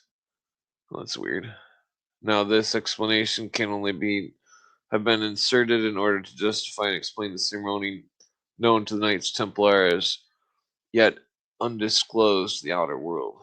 For whereas the high history was written about 1220 AD, the facts concerning the defiling of the cross and the Templar rites only became known at their trial in 1307. The importance of the passage is obvious, for it shows the ceremony was old, had a legitimate explanation in the eyes of those who took part in it. The man who wrote the high history was a Templar, probably a Templar priest. Otherwise, he would have not thought of such an incident. The whole of the high history is full of crusading spirit. In it, Percival is all the time fighting the followers of the old law, and when he defeats them in true crusader style, he offers them the alternative of baptism or death.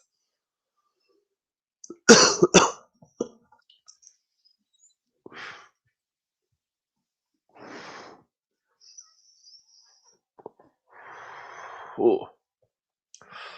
We have already seen that the quite independent grounds J. Weston had come to the conclusion the Holy Grail legends contained the remnants of the old Syrian Adonai cult, but these legends owe their origin and dissemination to the Templars.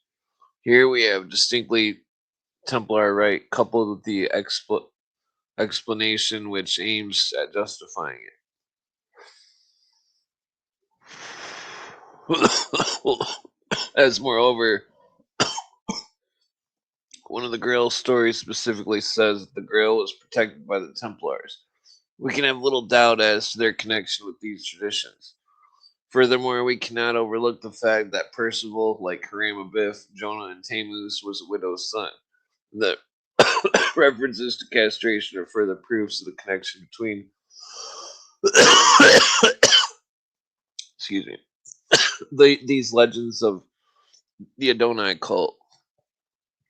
To those who persecuted the Templars, who also recognize the significance of the fallacy of this connection, seems more than probable for the fiendish cruelty they had attached heavy weights to that organ when torturing the unfortunate knights, as if to say, quote, your rights center around that member, and so shall the tortures we inflict you in the order to extract from you damning evidence, end quote.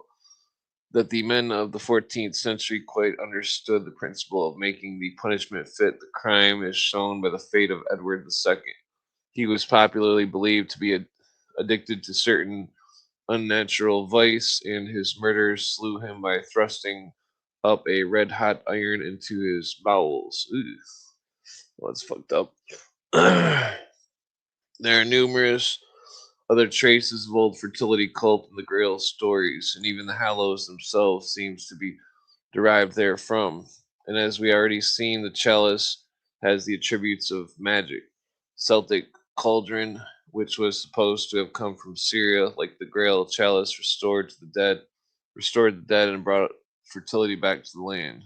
We will, however, content ourselves with considering two more incidents, that of the cauldron and the high history of the certain adventure which befell Lancelot.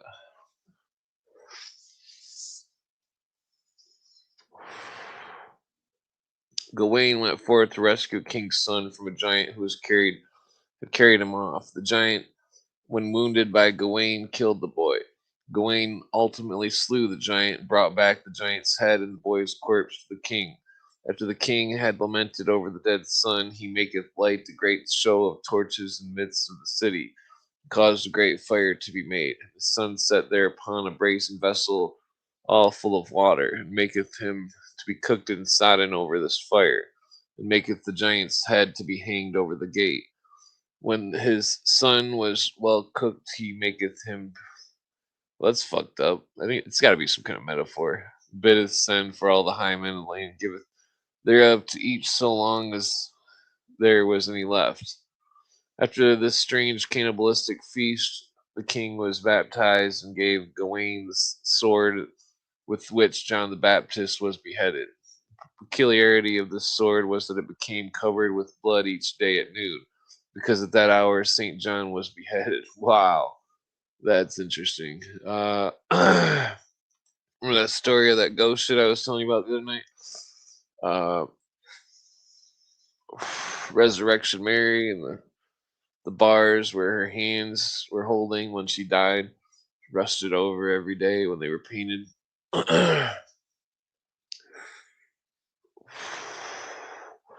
Later on, Gawain arrived at the castle of Inquest and asked the master the meaning of the various strange things he had witnessed on his journey, especially why the king cooked his son and made him eaten all the folk of the land. Sir, saith the priest, already had he lent his heart upon Jesus, and would fain make sacrifice of his flesh and blood for our Lord, and for this did he make all those who had his land eat thereof. I'm not sure what that means. The explanation is of interest because although it was obviously weak, it shows the incident is old and naturally repulsive of the 18th century writer, who thus tries to make the excuses for a custom he could not understand but certainly did not invent.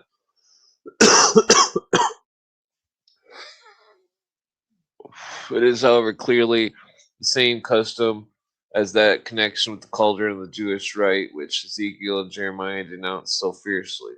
It is a sacramental feast, and the victim be noted as the king's son. My readers, moreover, must not ignore the association of this incident of the bleeding sword. In the Mabinogene, Mabinogene, this sword The severed head are connected with the spear which drops blood. The adventure of Peredur, and there is no hint there that either head, sword, or spear are connected with St. John. We are told, indeed, that they are associated with the murder of the relation of Peredur by the witches of Gloucester. It should, however, be added that the most scholars agree that the bleeding spear, at any rate, is phallic. I need not again remind my readers that St. John took over the whole host of symbols and customs belonging to donors. See, I think they're getting it all wrong. The spear is not phallic; it's a fucking symbol of initiation. All the the profane get a hold of shit and they turn everything into fucking sex bullshit because they're all fucking idiots. Uh,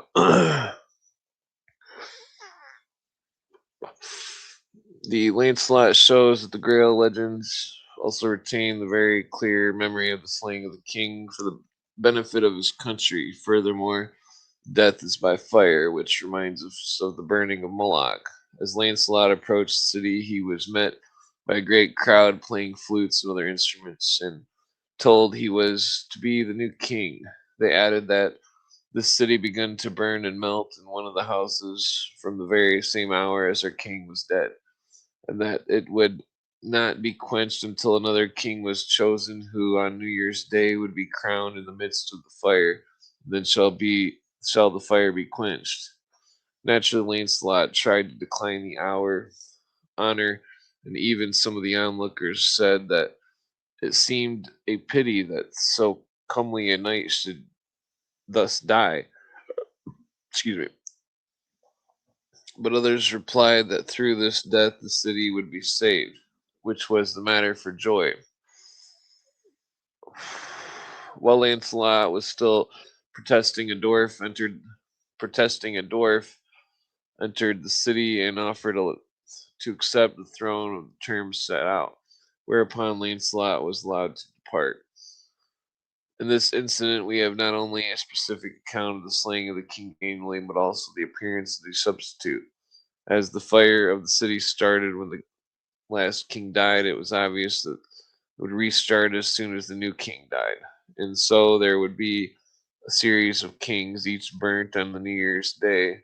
The date near that of the winter solstice shows that it was associated with the Yule festivals, to which we have previously referred. Remember, the Yule logs, the symbol of the old god being burned and resurrected.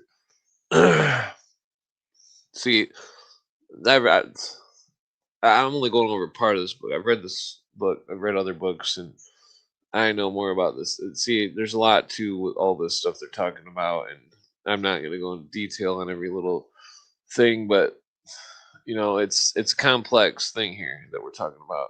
Very complex, not for the profane and not for those who would the unpublished Merlin manuscript. In an unpublished Merlin manuscript, BN 337, there is a Grail procession which passes through a wood. The procession is closed by a knight in a litter, borne by four little pale froys, with while voices in the air above are heard singing honor and glory and power and everlasting joy to the destroyer of death. Here, then, we get the very name of Haram in the Greek and the Grail legend, given a Christian meaning. May it not be for all that the meaning of the original one. The Haram means he who by his death destroys the terror of death and proves the reality of the resurrection. From the foregoing, we see that on the one hand, the Grail legends carry into the 13th century traditions and incidents associated with Tammuz. On the other, are connected with the Templars. We've seen that the Tammuz cult was still alive in Palestine in the 10th century. Since we have the description of the mourning of the Arabs for Tauz, and that of the time of the Crusades, Palestine contained a large number of heterodox Mohammedan secret societies which were undoubtedly influenced by the old Tammuz cult. We have learned that the Templars had a peculiar, almost sinister connection with one of these societies, namely the assassins, and themselves had a mysterious secret rite, including a ritual of death and resurrection. Finally, we know that, well, he forgot to mention the fucking widow's son story. Finally, we know that the least of the 1,400 knights survived the destruction of the order, and that the Templar priests and serving brothers, who numbered some 25,000, were never persecuted at all. Among these serving brethren were numbers of Masons, and therefore the Comasine Masons had not already the remains of the Tammuz cult. They could hardly have failed to learn it from the Templars.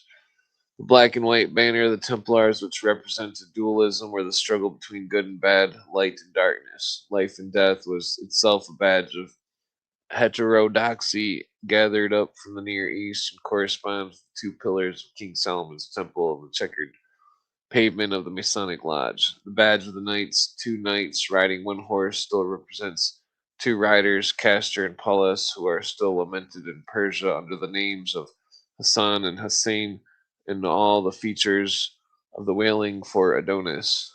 Technically, it's symbol of two knights, the one horse is astrotheology. If the Crusaders could bring back Syrian details of the architecture which altered the whole style of the medieval building, and they did, if they would introduce the Mohammedan veil for women and adopt the Mohammedan beard for men, it is surprising that they should also adopt the old Syrian rites. Um, Thus, we have traced the cult of Adonais from the days of Babylon down to 1307 AD, and have shown that despite all the vicissitudes through which it passed, the modifications which occurred in it as men grew less barbarous, it retained a sufficient number of the ancient landmarks to show the true origin and indicate that it is the source of modern masonry. There are still many problems before us, and to these the latter part of the book will be devoted. What were the exact positions of Hiram Abiff and Hiram the king? What were the parts played by Solomon, Queen of Sheba? Did the custom and foundation of consecration and sacrifices survive among medieval Masons?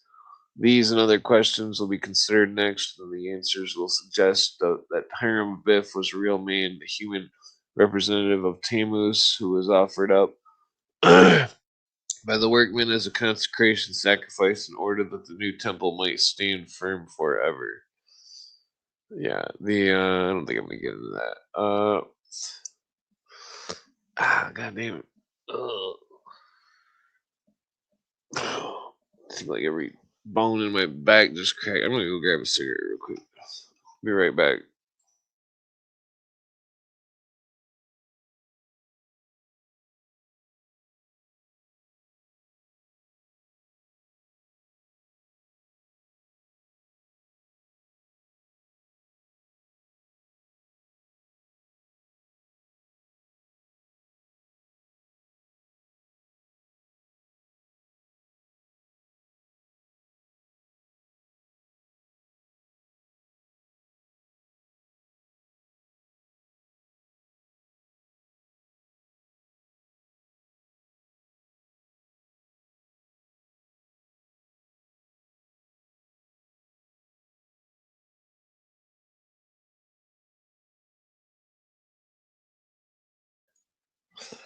Okay, what are we on? Second hour? Okay, yeah. Yeah, that was a lot of reading. Usually I can read quicker if I don't say it out loud. Send a link if anybody wants to come on.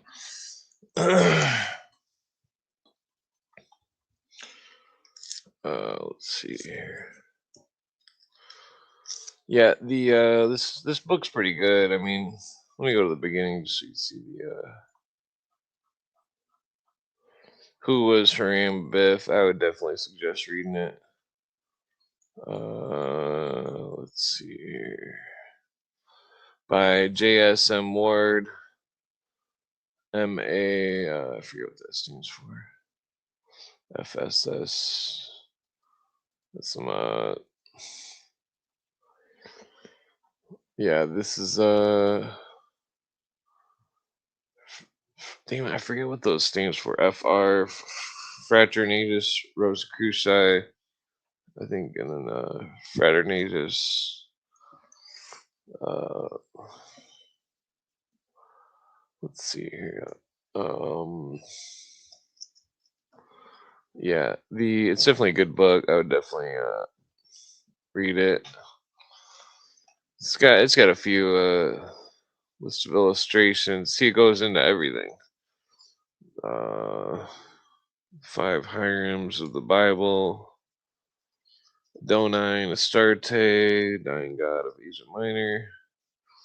Legends of Rights of Judah. Some of it goes into all sorts of shit. Fucking. So I think the end of it gets more better. Sons of the Widow, 285. That's a good chapter right there. Where is it? 285. Yeah, I just seen a picture there. Nah, it doesn't matter. Let's see. So Australian. I mean, there's so many different fucking. You start looking at these old cultures, and their symbols, and fucking. I gotta transfer the tobacco to a different cigarette filter. I'm not about to smoke no chlorine. Uh,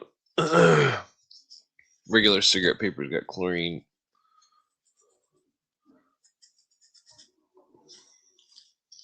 Damn it, this is taking forever. The what was I getting at? Anybody got any questions about what I was reading there for 2 hours? Cause I'm probably gonna pass out here after this cigarette. If I can get it into the other paper. Okay, so uh,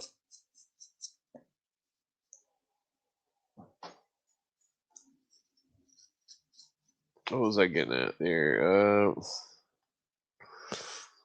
Two something, 280 something. Where is it at? 212, 222. Oh yeah. So here, this looks like it's a good part here. Let's see.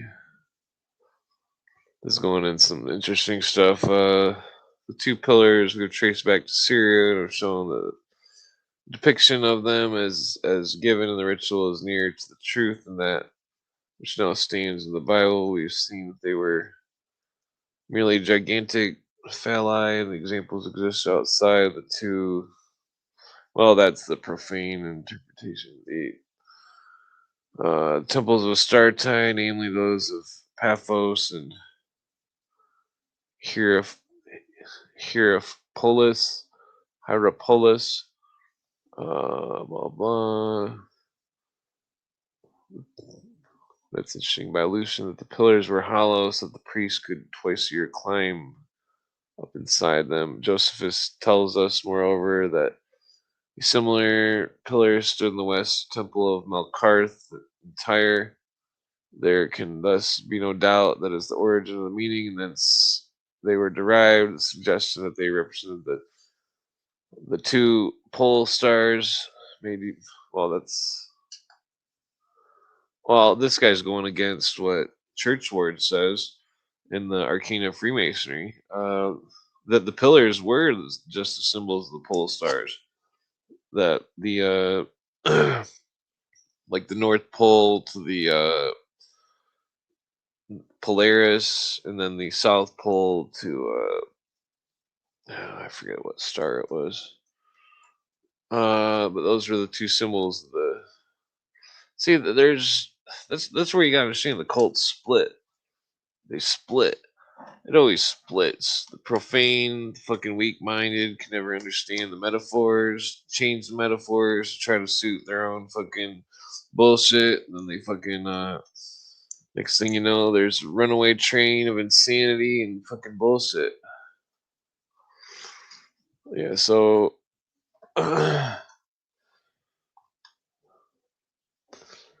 let's see. So here's in Mexico, we find, however, that there's three gods who plotted the downfall of Quetzalcoatl and Hiawatha, who slew the corn spirit, had two intimate companions, although these do not appear to have taken part in the actual killing. We therefore suspect that in the similar Syrian legends of the dying god that there were originally three persons mainly responsible. Maybe on a later period, when the influence of the stellar cult of Babylon had increased, the former mob was replaced by three specific characters representing the three winter signs of the zodiac. It's more likely, however, that we have here a blending of the moon cult and its three moonless nights. The 3 days spent by Jonah and the other initiates inside the monster, point clearly enough to these 3 nights. When we remember that in our ceremonies there were originally 15 conspirators, that is half the lunar month. Well, see, that's in some of the stories. There's 72 conspirators. Oh, I forgot that was the joint. Damn. Okay.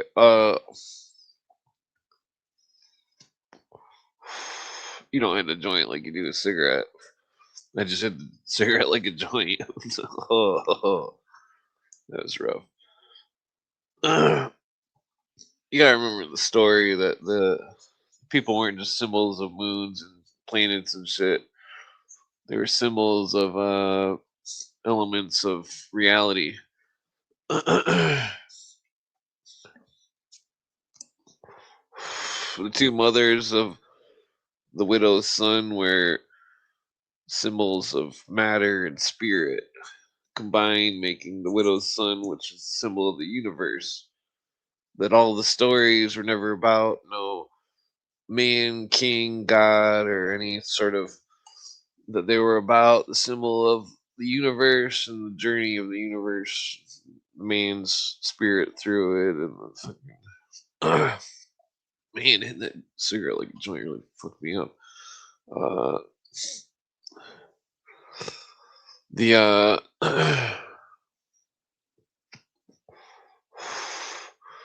the story of the whole sacrificial part was something that was added later by the profane.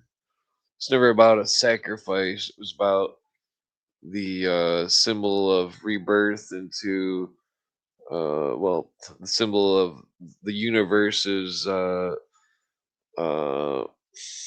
circular cyclical properties.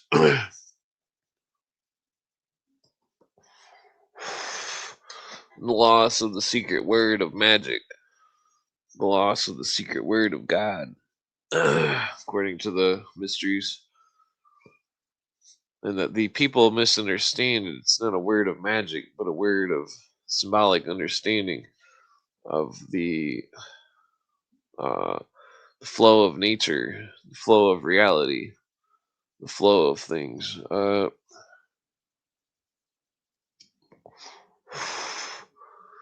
We must remember that primitive man does not fear death as do men of today. On that point, all students are agreed. I think that the old priest King Hiram Biff was quite willingly to his fate, glad that his blood should consecrate the great temple. See, this writer's kind of profane here. He was already bad mouthing the arcane of Freemasonry. Uh,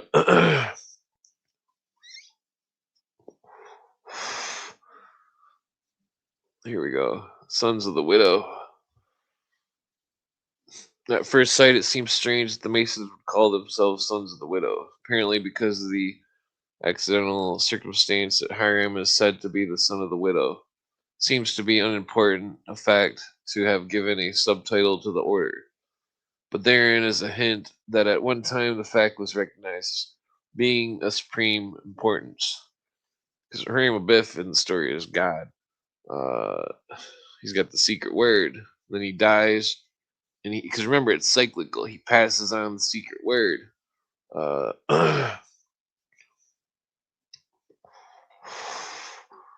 It was all creation story, really. Creation of the universe and all this stuff. Uh, I've read a lot of these books. It sounds like I'm putting it in layman's terms, but I'm really just summing up the secret doctrine of it all.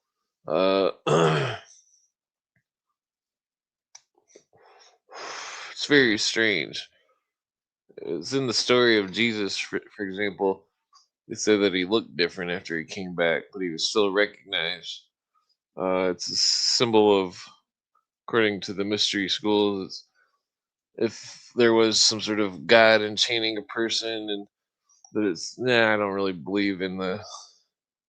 It's very interesting. I've studied masonry for like 20 years, and maybe we're like 17 years, 18 years. Uh, because the original, what they've turned it all into foolery. That it was originally about, man, that cigarette was strong. Oh, it was originally about the symbol of the making of the universe, the secret story of the alchemist. I got smoked a joint. That cigarette was hardcore. I'm trying to quit smoking cigarettes. I only smoked two today. I smoked a Jarm though, so it's a clove cigarette. Uh, so the temple is not a temple literally, and that's where all the people get the story wrong. The temple is not a literal temple; it's a symbol of the universe. That man made the temple to symbolize the universe, and that the pillars being the symbol of earth and the entrance to the temple. Uh, the there's so much that's misunderstood and been perverted by different societies and priesthoods that have failed to recollect the true understanding of the true understanding of the meme, the alchemical meme. You definitely have to read mysteries of the cathedral, which would help interpret well, it helps to describe the surrealism, so that, because once you see the surrealism, you can't unsee it. It's a it's a complicated thing. You know, it's like this all is relevant to ancient Freemasonry, but modern Masonry does not practice the same thing. They've perverted it into a man is God theology, and that the mysteries of it have been lost to time. I mean, I've discovered some of them, but you know, then when I come across the lower degrees members, they're always, oh, that's not true. Then when I come across the upper degrees members, they're always like, oh, you're right on the money. You know exactly what the fuck you're talking about. Fucking, even though I swear and cuss and smoke weed and act a fool, that the you know I've been called an adept by adepts. Therefore, even though I'm not a official member, that I know what I'm talking about with these ancient mysteries. The fucking I mean, it's a long story. There's many conflicting viewpoints, many things about the story, which would take vast amounts of explaining for that.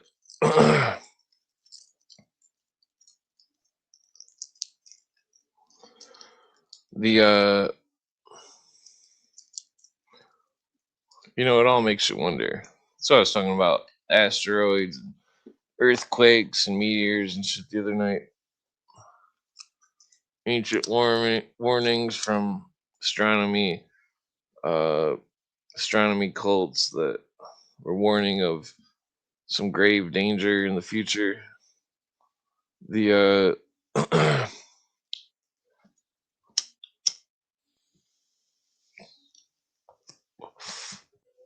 think I'm gonna end it with this this podcast or end this podcast tonight. I'm pretty tired. Let's see here. Oh, man, this weed fucking tastes like Fruit Loops.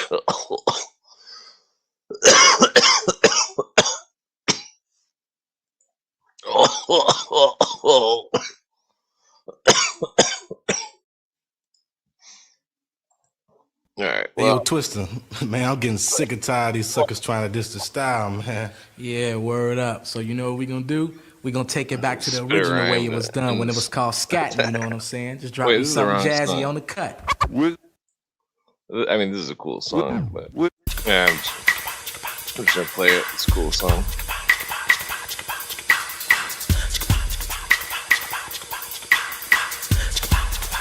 Cool. Shibbity-doo-doo-be-doo-doo-be-doo, shibbity-doo-doo-be-tat-tat-tat. Could you ever tell me what you find a cat like a scat like that? You go part of people laying on the back.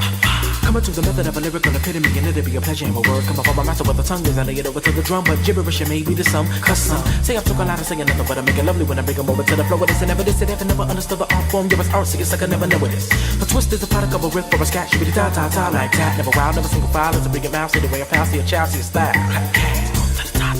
Take it away when I come into the party with a sway. Yeah, to get up on a microphone, a rock a rhythm, and I never giving nothing but the best. No delay. Yo, delay. Who gonna do what I do? Was a 1-2 type of shibby-dibby-dibby-doo. When I come to the show with a flow, let it go from an O to a ooh, boo-hoo. I cry when I see another man. There's another man from what he can for as many fans. I'ma break it over when I sing it out loud. Never think jealousy's at hand. And never go against a method you don't know about Jack. When I step up to the party, people think it's packed. For a fucking metamorphosis, I break them off for this. It ain't quick rap. What I'm doing is a scat. I'ma listen to the rhythm of a style. Can you put the matter with a matter when I scatter flow to make you wanna take your brain far with the I don't know if he's trying to imitate. He's trying to could you ever tell me what you find a cat like a scat like that? Leave a part of people laying on me back.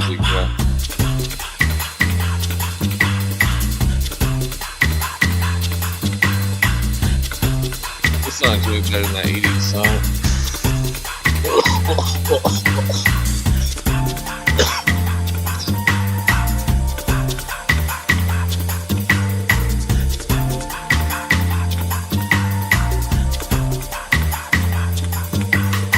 Shibbity-doo, shibbity-doo-doo-be-tat-tat-tat. Could you ever tell me what you find a cat like a scat like that? Leave a part of people laying on the back. Coming to the method of a lyrical epitome, and it'll be a pleasure and a word. Come up from a master with the tongue as I get over to the drum, but gibberish and maybe the some custom. Sing up to one out of singing nothing, but I make it lovely when I bring them over to the flow with this. And never this, and if you never understood the art form, give us art, see a second, never know it is. A twist is a product of a riff or a scat, shibbity-ta-ta-ta like that. Never wild, never single file, it's a big mouse, see the way I pass, see a child, see a style. Take it away when I come into the party with a sway, and I get up on a microphone, a rock a rhythm, and I never give it nothing but the best. No delay. What I do, what's a 1-2 type of shibbity-dibby-doo. When I come to the show with a flow, let it go from an O to a ooh, boo-hoo. I cry when I see another man, there's another man blowing what he can for as many fans. I'ma break it over when I say it out loud that I think jealousy's at hand. And never go against a method you don't know about. Okay, this is the beat that I meant to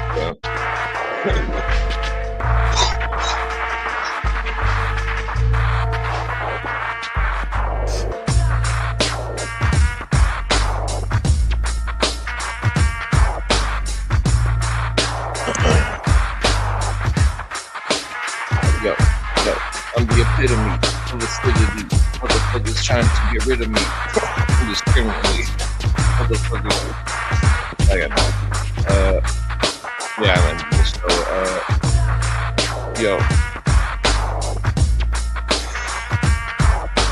Yo, I ran my biff. The twist. In the mist. In the mid. Smoke weed and I'm lit. Come back like I'm. I got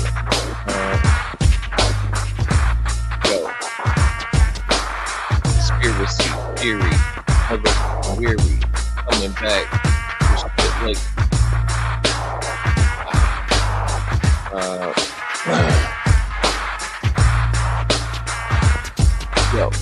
hand back to Flint, immaculate, smoke a lot of weed, now fragmented, I'm back with a. I got damn don't hear that. Yo. I'm rhyming, nickel and diamond shining, under defining, smoke weed and climb, bitch. I'm back like I'm climbing. Motherfuckers know that I'm like back in the pink talk in the vine. I got it. Yo.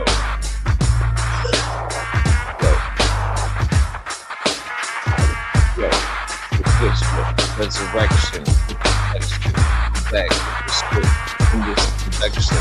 Motherfuckers know that I did this convention. Did I mention the tension of this suspension? Smoke so much weed that I'm in detention.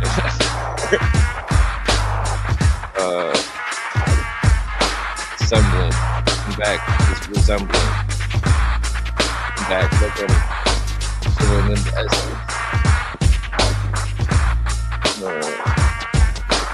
Resentful.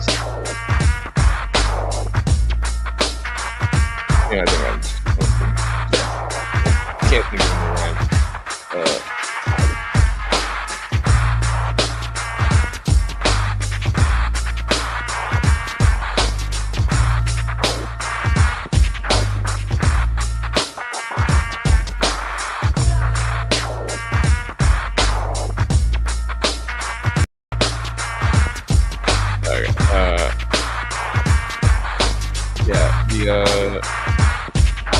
What was I getting at?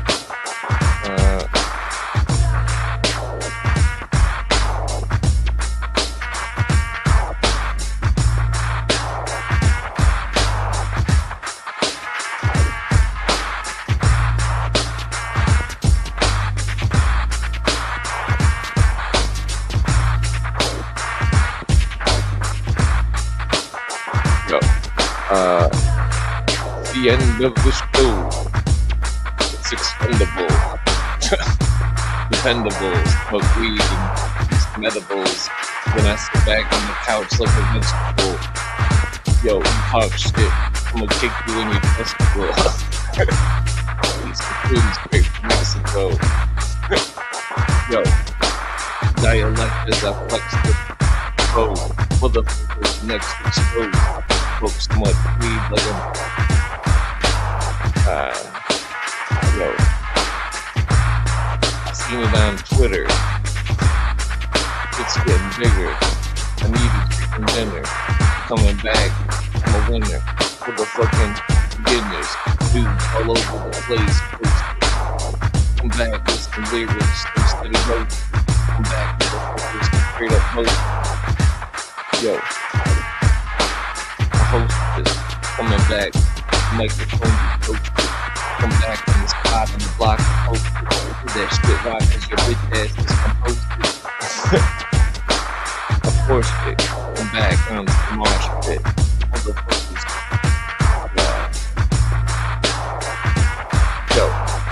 Yo. Make my rap simplified. On the spot where this bitch ass bitch died.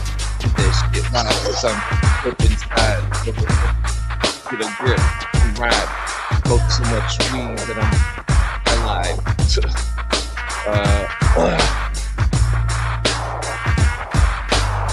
Yo, it's copywritten. I'm not just kidding. Come back, cause I'm out for bid. Coming back like I'm motherfucking written. Scripting. Do that shit. Be up in this shit while it's only Christian. Come back. Motherfucking mission. Yo, these fanatics was listen to the corrupt minds. Nah, I got nothing. Alright, I'm going to sleep. Alright, peace out. Yo, peace to the Middle East. Peace, come back. The feet to this shit, why? Cause I'm breathe. Be up in this shit, fuck weed, cause I'm the chief. Motherfuckers know, like, motherfuckers drop beef to this shit, why? Cause I got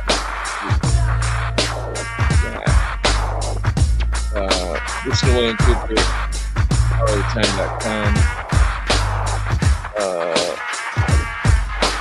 Alright, peace out. Like, man. Subscribe, follow me on YouTube, go smoke some weed. You don't want to be brainwashed.